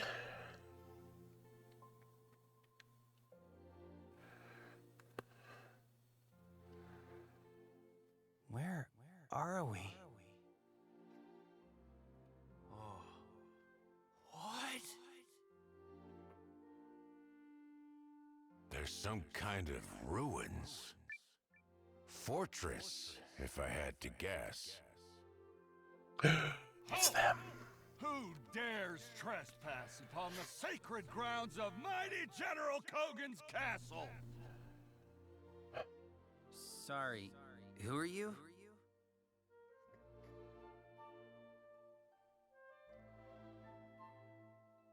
What?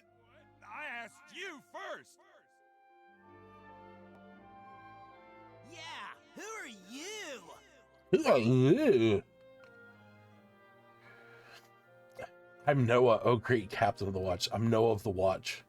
I'm Albert Munchausen the Third. I'm Noah of the Watch. The watch? Well, that doesn't sound good. Whatever. You don't control us. Pretty soon, General Kogan's gonna declare himself ruler of this whole land, and you can't do squat about it. Oh my god, shut up, kid. Euthus, maybe ease back on the whole. We're the General's faithful army, and if you brigands want the castle, you'll have to take us on first. Brigands? Or you can come quietly, and we can just talk this thing out. Oh, I'm not scared of you. If you're the watch, then you can watch me crush you. Oh my god. Oh, we're gonna die! Get ready for trouble! All wrongdoers must. Fantastic. Is there a gimmick? I don't know who you high and mighties think you are, but you're a bad. I won't let you lay a finger on the General.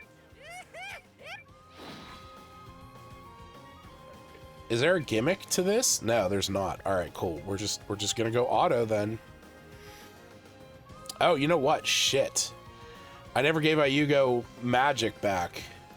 All right, hold on.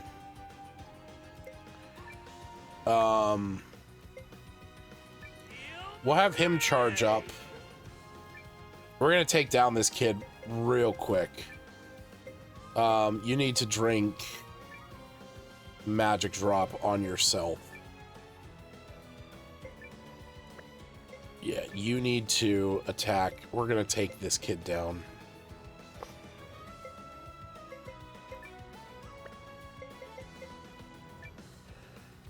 Actually, you're gonna go after him. And you're gonna break his armor. Need help? I'll heal you. Thanks. I'll protect you. Well done, Euthus. When in need. I'll protect you. Well done, Euthus. Let's see you catch these. Are those bombs?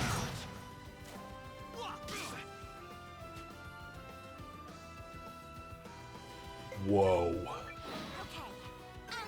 I'll heal you. Oh my god! That charge up was very well worth it.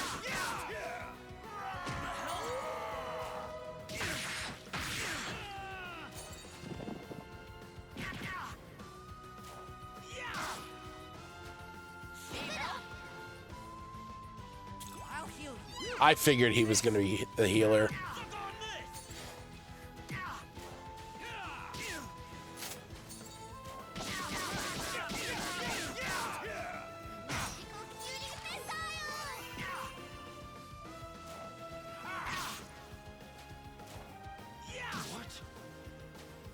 They're not making this easy.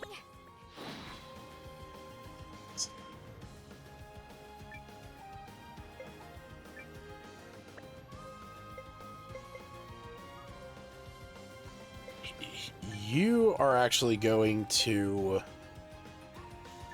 use that. Your attack is up, so you need to take this kid down. Yeah, you don't have enough magic. So in fact, you are also going to use a healing incense. Or no, You're going to use a quality herb on Gar.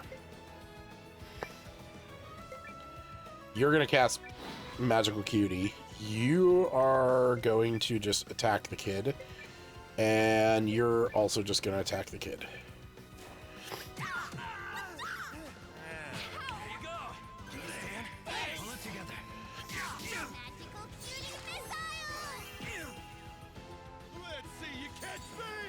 Yep, more bombs.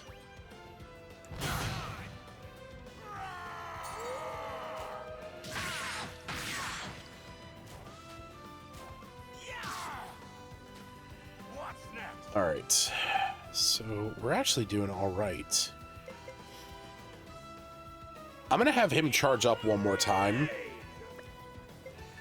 You're gonna go after the kid. You are gonna go after the kid. You should. Yeah, no, we're just gonna attack. You're gonna attack the healer, actually. And then we're gonna do the hero. Oh, we don't have enough to do the hero combo for the two of you? What? Why not? We have 2 SP. Okay, weird. Oh, wait, did I already choose Leanne's attack? No. Charge up, attack, attack. You're attacking him. And then you're just gonna attack and you're just gonna attack. I want to do the hero combo. Like it. Stay back! You did not for me!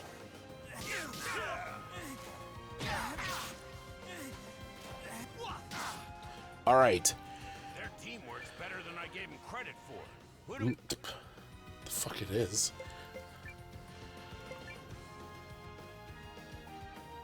All right. You have saved up enough that you should be able to fucking wreck this kid.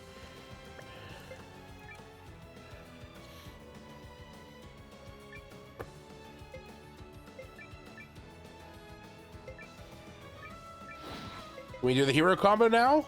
Why? That's so weird. All right. Need help? Everybody's just going in on this kid. Thanks. You're getting it now. Like it.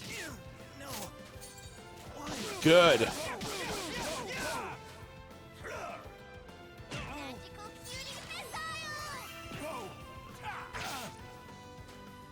My turn. Zeus, no! Not the contraption! Fuck?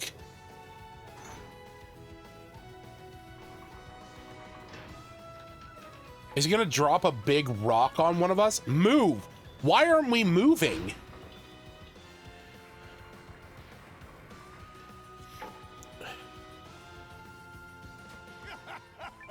Meet our super... Hope you like.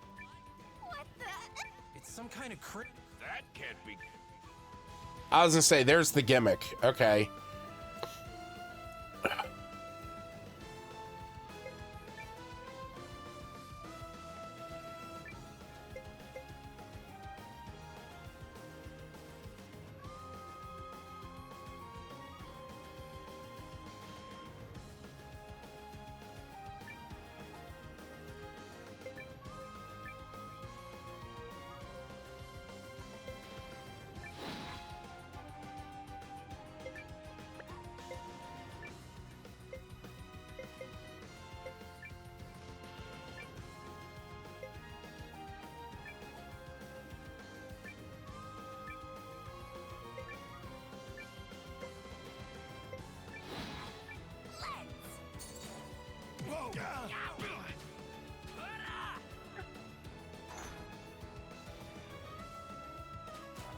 Like it.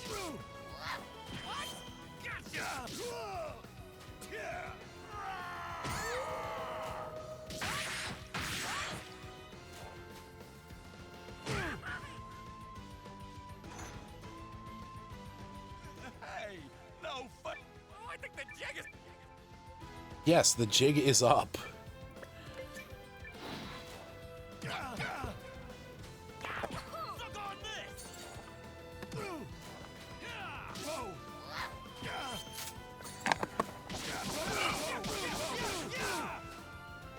This should work.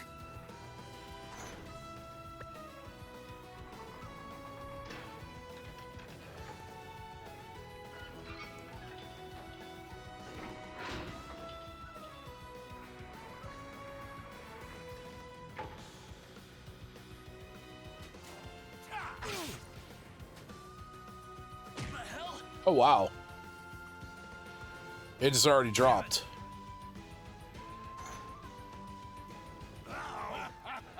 You. I'll help. I'll heal you. Thanks. Look on this. Take this.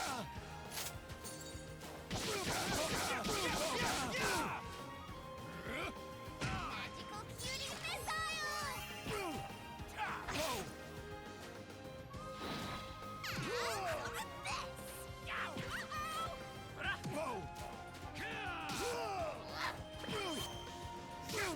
Not good. This should work.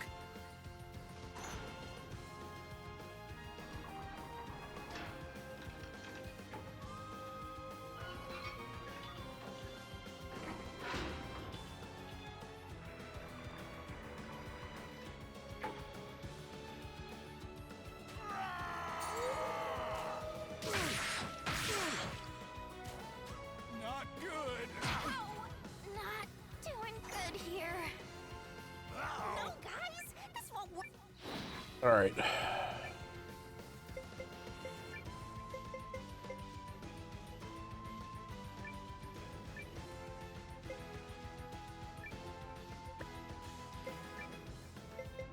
See, I can't attack it.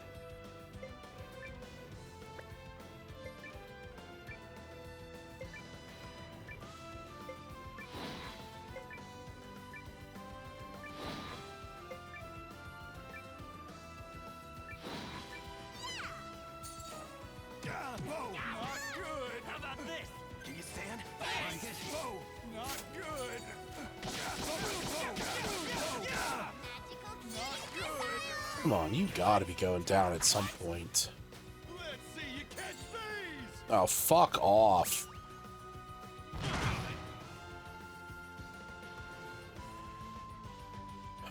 Okay.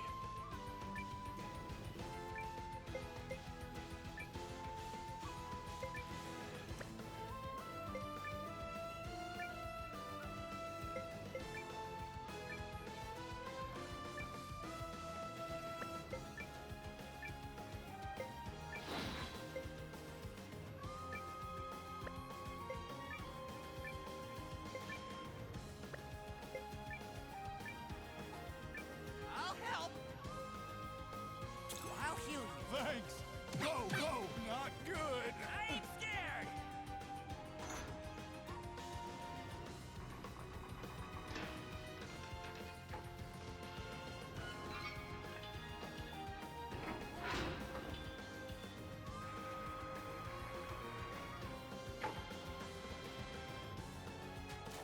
Like it? Not good. Whoa. Oh, hell. Yeah, bitch.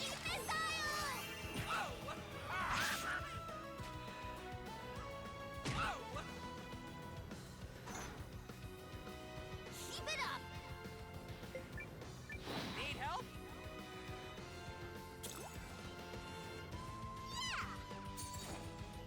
Look on this. Take this. What?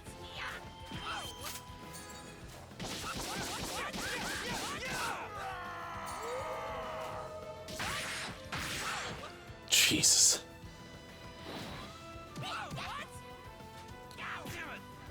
Oh, wow.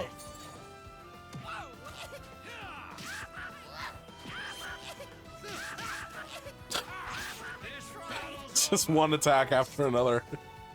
That's great. You ain't. Nice.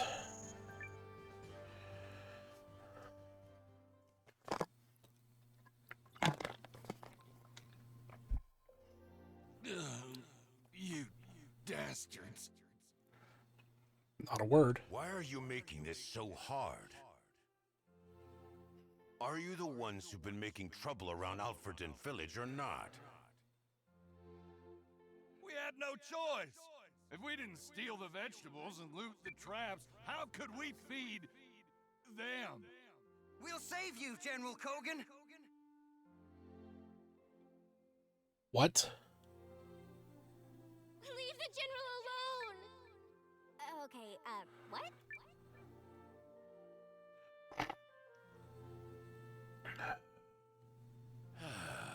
Well, this complicates things, but it doesn't explain why you attacked the merchant. We didn't. The general would never do such a thing. Arguably, the merchant said it was a guy in Villagers pink. of Alfred didn't say you did. It must be someone else. A few months ago, we were living by the Imperial border. Then a bunch of scoundrels attacked and put us to heel. So we took refuge here. Come to think of it, these guys aren't wearing pink. Yes. Plus, I don't see hoods. Hoods? Those are the guys who chased us off. General Kogan hates hoods. But the man who attacked us wore one. Great. We bagged the wrong bandits. I mean, they shouldn't be stealing, but if they got mouths to feed...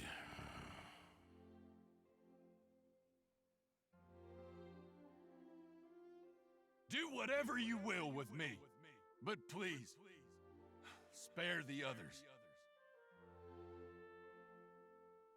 Yeah, he's laying face down. Take me instead. Or me. I forgot I brought chips up.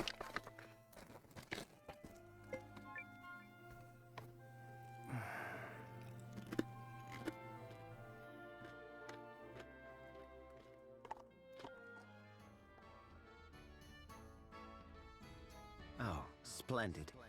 I sent you to solve one of my problems, and instead you've multiplied them.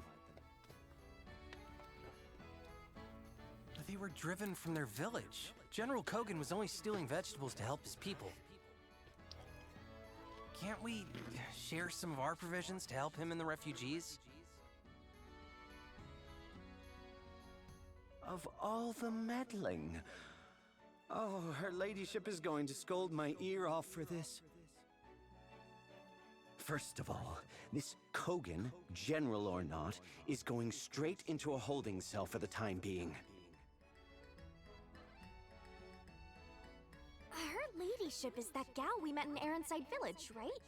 Is she really that scary? No, but she has a soft spot for stories like theirs. If I cause so much as a single tear, she'll berate me as a cold-hearted cad. But you are. So very well. You win. I'll have a rescue team sent to the ruins. Meanwhile, the general will have to answer for his crimes against vegetables. Understood? Thanks, Emir. Sorry for the trouble. See, but I know you're not. Oh,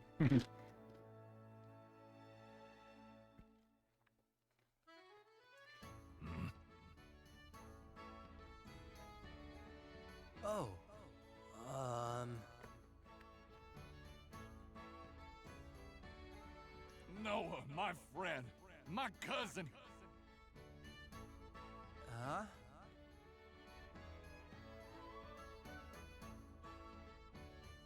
I don't know how to repay you for looking after my people. Thank you, cousin. Thank you, thank you. Okay, take it easy there, champ. Noah's just doing what he always does. And thank you, cousin Leon. Thank you, thank you.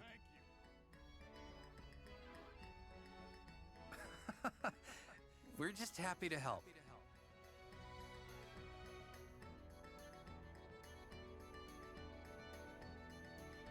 Well, I'm glad it turned out the way it did. All right. Well, make a quick stop over at the rune shop real quick. Go swap out some of these runes and give Noah here his new one.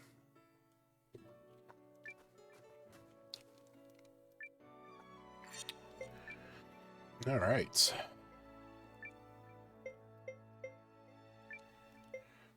I got that one of fire, wasn't it?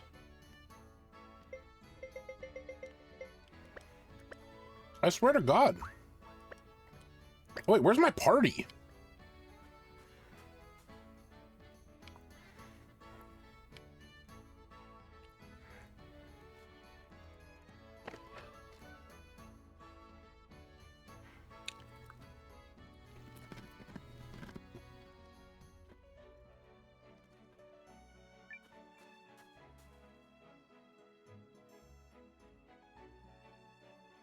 No, that's why.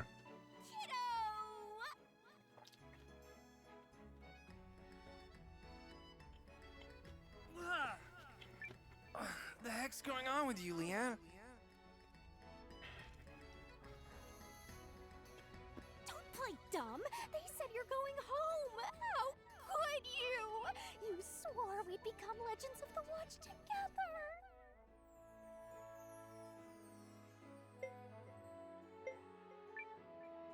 Going home? Who said that? Gar and Ymir, I heard him. What? Well, it's news to me.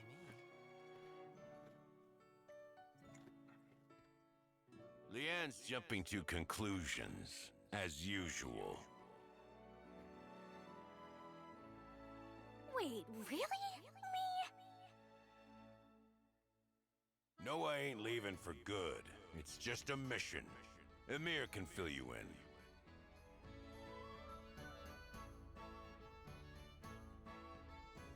So I'm not able to have Leanne and Gar? There you are, oh great captain. It's Noah. Oh great captain. I have a new mission for you. Already cleared it with Gar. You hail from the village of Kushiri, yes? Well, they've reported bandit troubles similar to Alfreden's. I would like you to investigate. Oh, well. Look who's piling on the work. Admit it. You think Noah's super talented. I think he's the one most familiar with the roads. Well, there you have it. I would imagine you'd leap at this chance. You must be wondering how your friends at home are doing, huh? Yeah, that would make sense. I suppose I haven't seen Lean in forever. Don't confuse this for a furlough. We've received all sorts of worrying reports, and I need you on your toes. Need I remind you about the Imperial Envoy? Now, decide who will be accompanying you.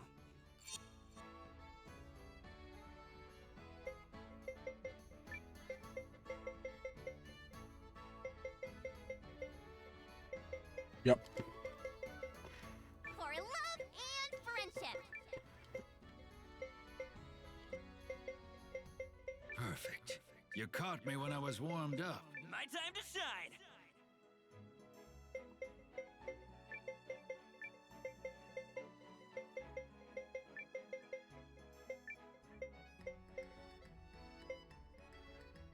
Cool. Ooh. I still wish that I had somebody for support. Great, let's get going. Once Noah tells us where to go. Kashiri is northwest of here, on the far side of the mountains. There's a pass west of Otfordin.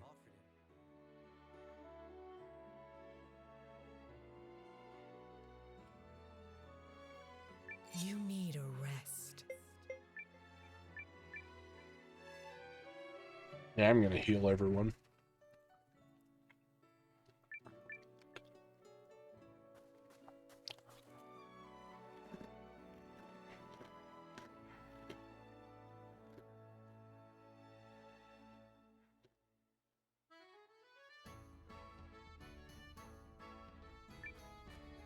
All right.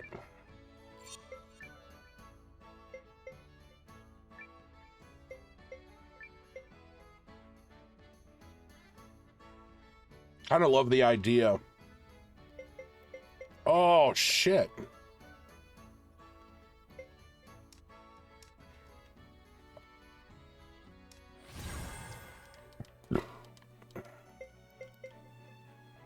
Oh, cool.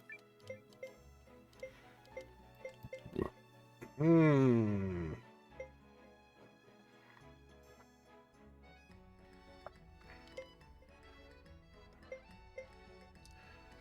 I'll give her wind.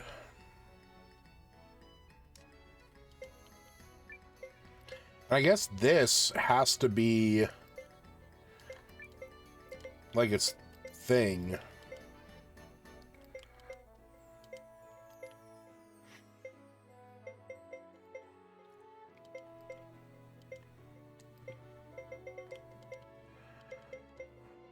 I don't know, actually, HP sounds really good. That's a decent amount.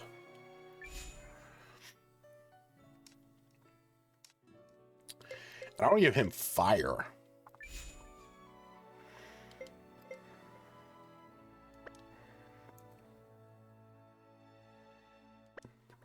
Cool.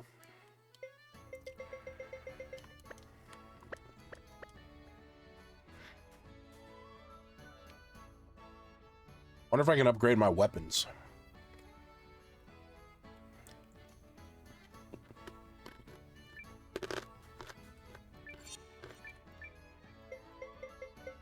Ooh, nice.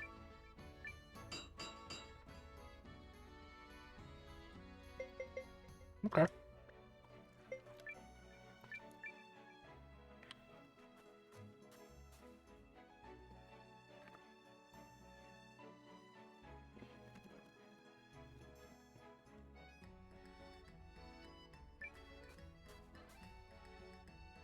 You need a rest. Nope. I just need to save. Well, We are. But I think I'm done.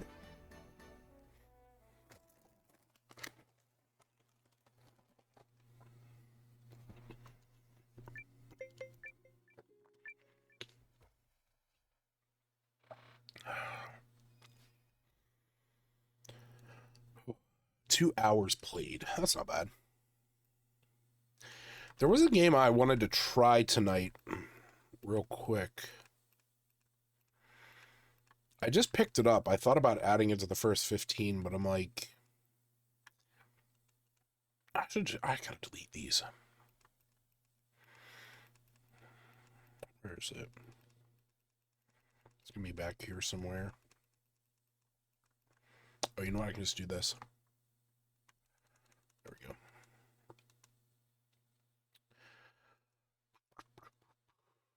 I have Dungeons of the Endless? Crazy. Didn't know that. Here it is. Processors. Oops. Didn't mean to do that.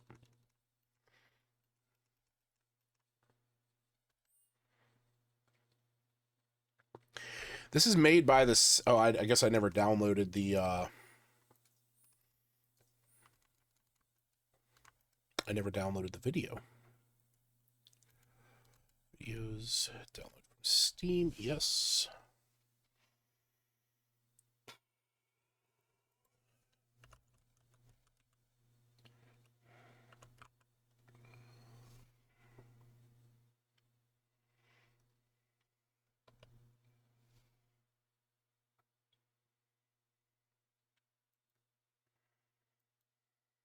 Oh, possessors. I thought it was processors.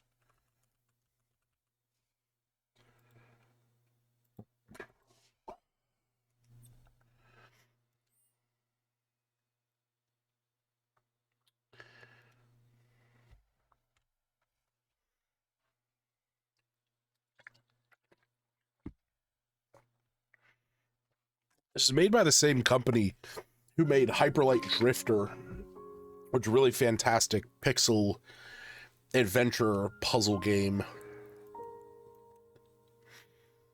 And I wonder if this has a similar vibe.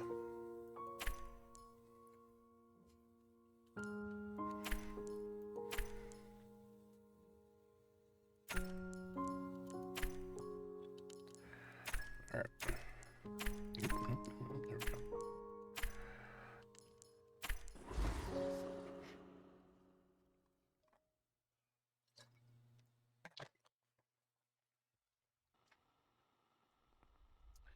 Sanzu City, 1992. Oh no.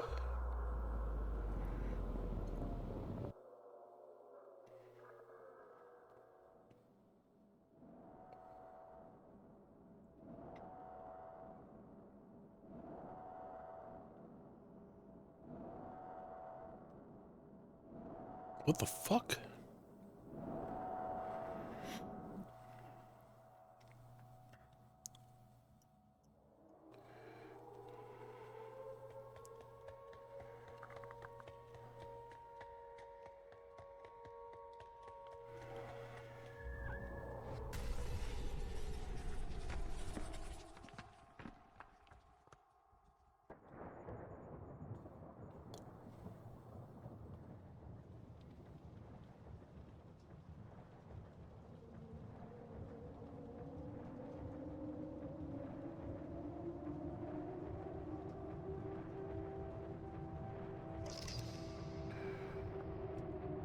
Oh.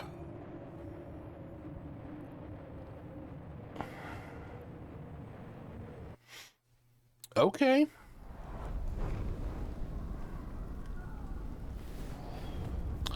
I am missing my legs.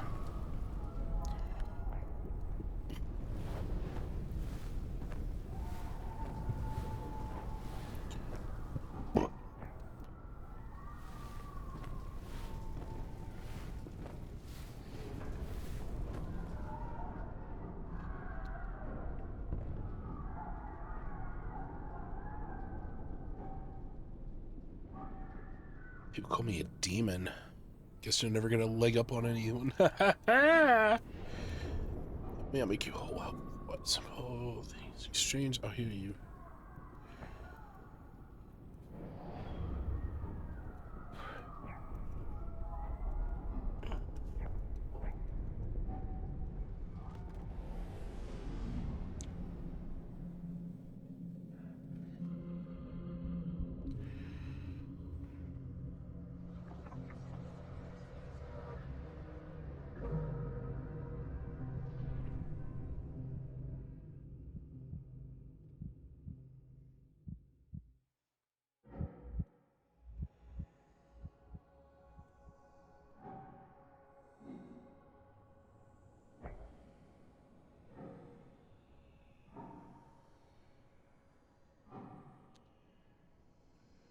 I'm a demon in your dimension. I have no body, but I possessed you. It made you stronger. Now we share a mind. You will survive. Oh, goodness me.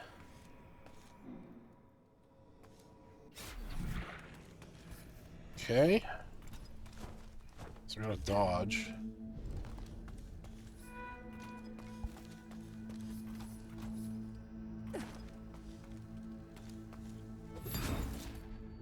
Okay.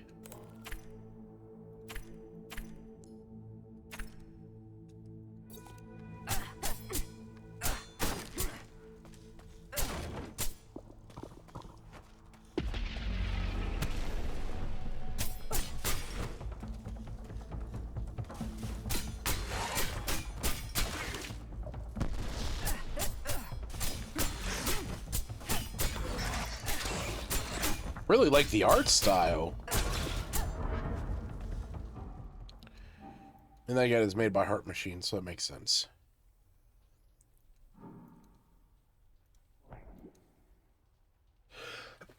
Ow, my back. All right, hold on.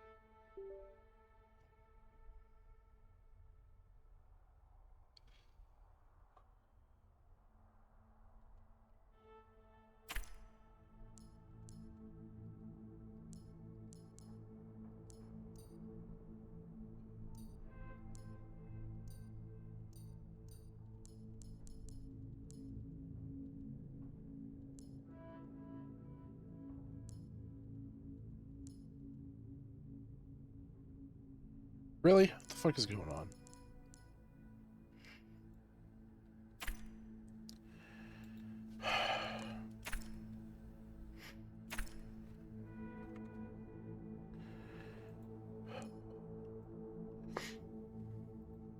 Okay.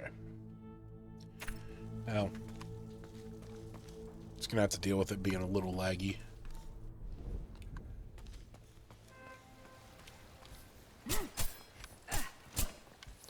Okay, so I'm gonna get a ground pound at some point.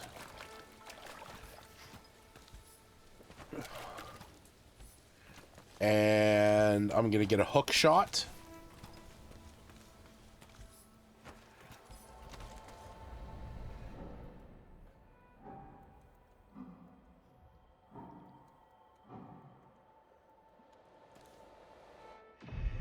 Okay, so we got a whip.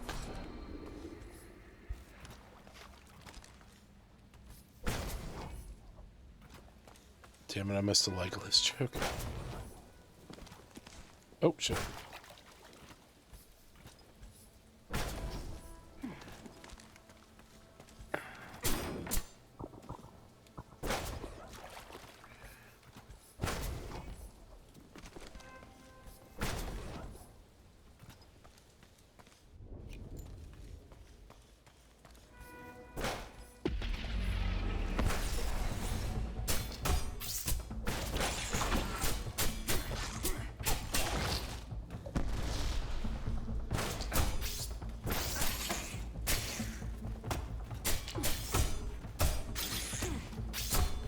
Fucking hell, stop.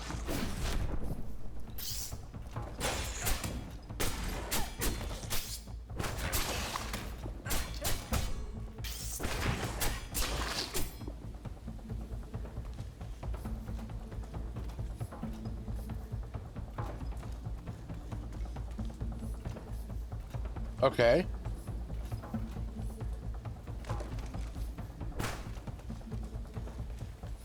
Oh, that's probably why.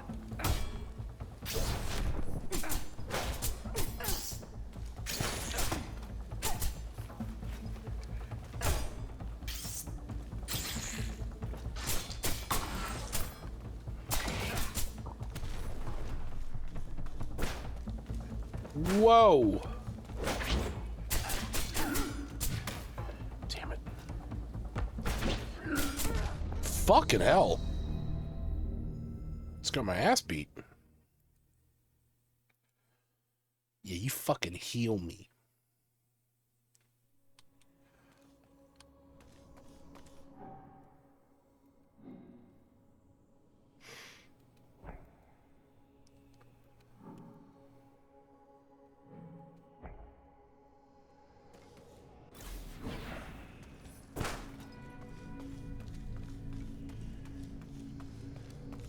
Okay, so back to where I started.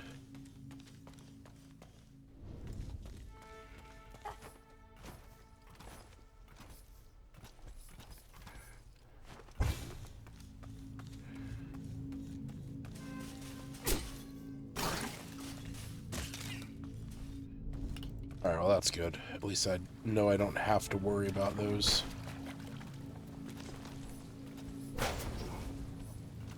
I presume I'm supposed to go this way. Right? Like, most games push you to go...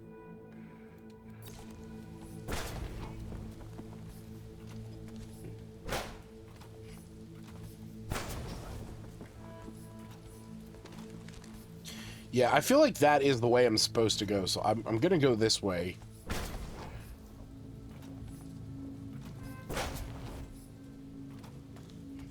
Let's see if I can beat these things. Oh, look at that. Ah, it's like Dark Souls. And now that I better understand how to deal with these little fuckers...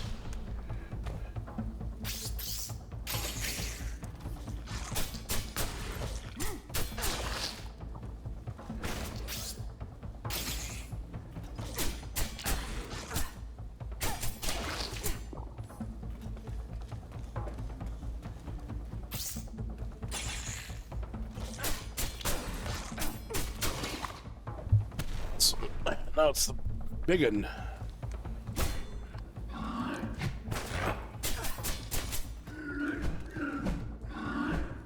Alright, so he has a 3-attack combo. And a sweeping kick.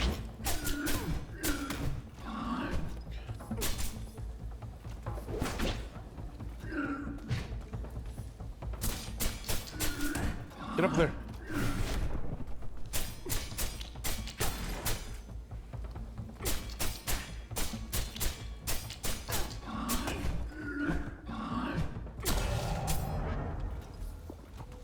Alright. That was good. Can I go this way now? Yes. Because this is going to be, like, above the starting area, right?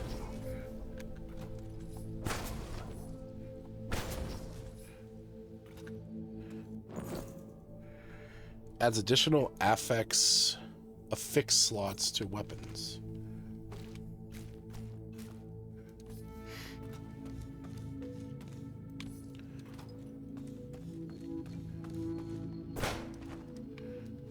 What?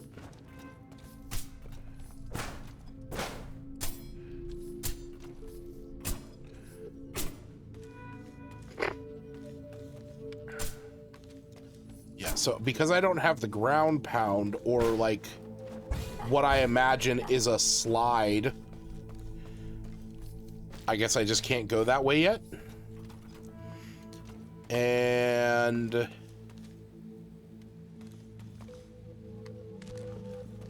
yep, this is the starting area. Okay.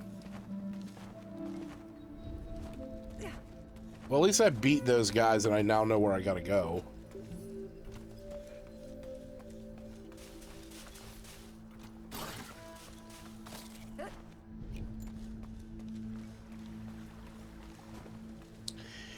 Yeah, Heart Machine is really good with their art.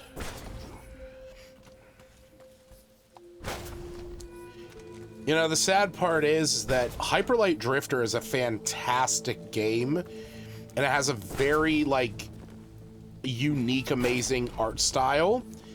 And they tried coming out with, like, a roguelike 3D battler in the same, universe, and it just never did well.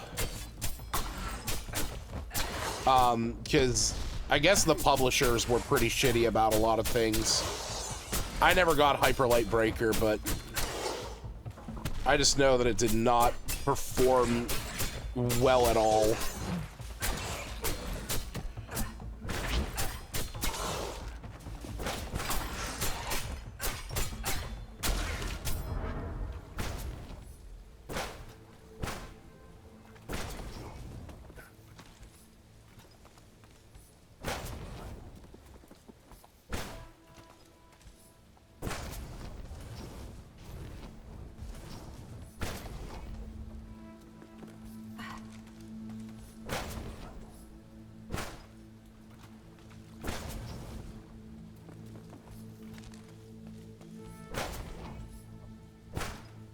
Motherfucker, there we go.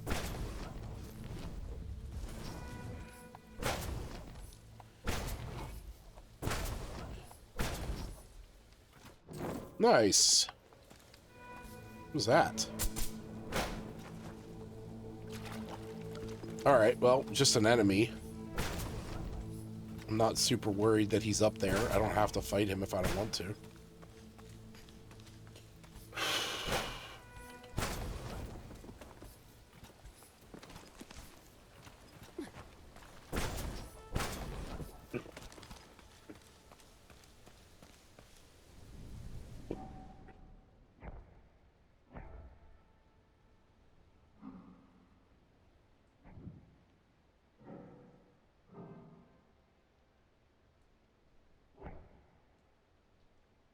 Complete control of your motor functions.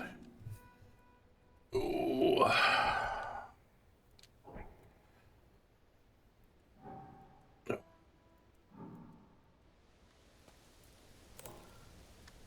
Okay.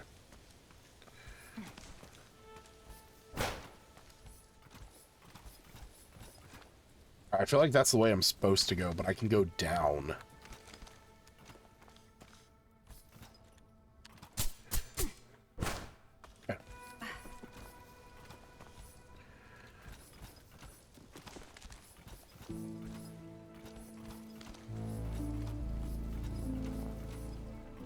Yeah, Devolver Digital is always going to be good. The Agridine logo.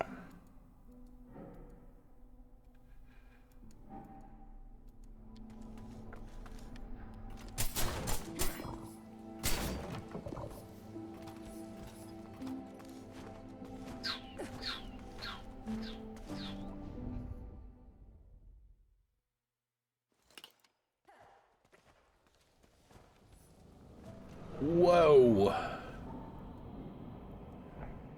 We demons escaped the laboratory. They're here fighting for our lives. It's all gone. All those people, you have no idea what it really does to you. Here they made batteries or something. They fed you lies. Do you see that rift? It comes from the machines they use to trap people like me to imprison us. That is Acridine's business. Damn.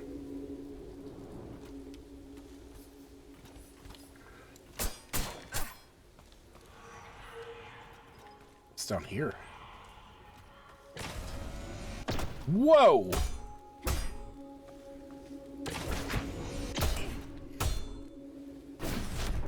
I feel like I want to be able to kill this thing. Okay, yeah, I can't. Anything in here?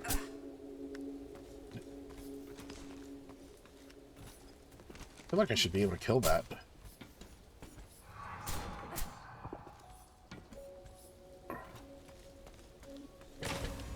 Oh, what the fuck? I have to get like an ability that lets me interact with those somehow.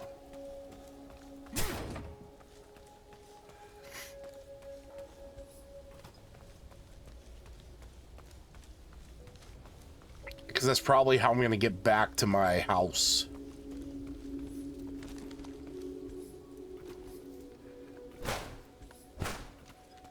What's that?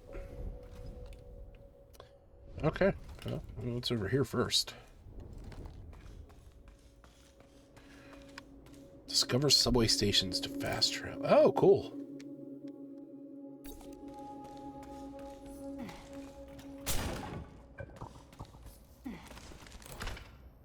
Okay.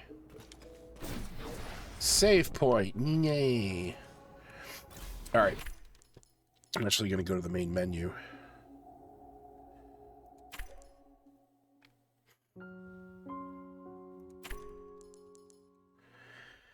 Yeah, so this is, like I said, this made by Heart Machine.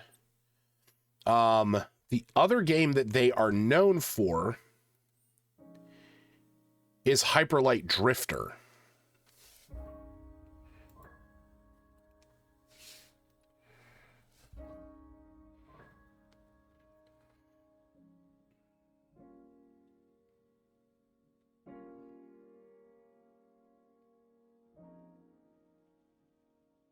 Like I said, this is a fantastic adventure puzzle game.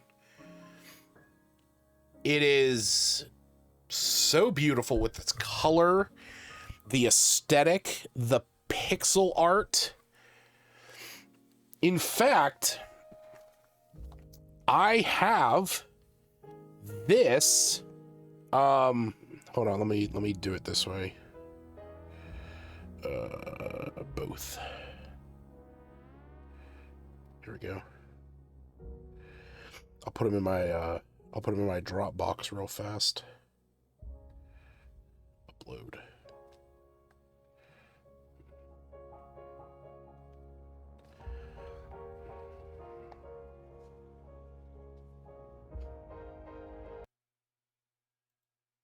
Shoot, didn't mean to stop that from playing. Oh, whoopsie doodle. Oh, I guess because I'm clicking off of it, that makes sense. Well, you know what? I should be able to just click it and it still plays it in the corner, right? No, okay. Yeah, so this is the layout for my Eiyuden 4. The bottom screen is a screenshot from Hyperlight Drifter. And like this is just like a random, you know, GIF. This like dude's animated. He like brushes the horse and like flips his hair and the horse's tail swishes and there's birds. But yeah, like I love this art. And I played through Drifter years ago on Xbox, and when I saw that Heart Machine had come out with a new game just the other day, I was like, oh my god, I want to look into this. And then I was like, I kind of want to play Drifter again. And sure enough, not on Xbox anymore, at least not on Game Pass. But I mean, it is what it is. But I bought it for Steam because I was actually able to get a good deal on it through Humble. So it wasn't on sale or nothing, but because of my continued patronage on Humble, I got like 20% off. So I mean, it was. I looked up on is there any deal, and there hasn't been like a sale on it in well over a year. So yeah, probably gonna play that at some point. All right, well, I think that's gonna be it for me for tonight. I'm gonna call it there. So yeah, thanks everybody for hanging out. Those who decided to come by and, you know, spend a few hours playing some games with me. Always appreciate it. If I don't do another stream before Thursday, come back and join me. We're going to be playing these 3 games. As you saw, Eternal Strands was actually sitting there in my library. And I was trying to figure out, I mentioned before on Play Night that I was trying to figure out a way to put all my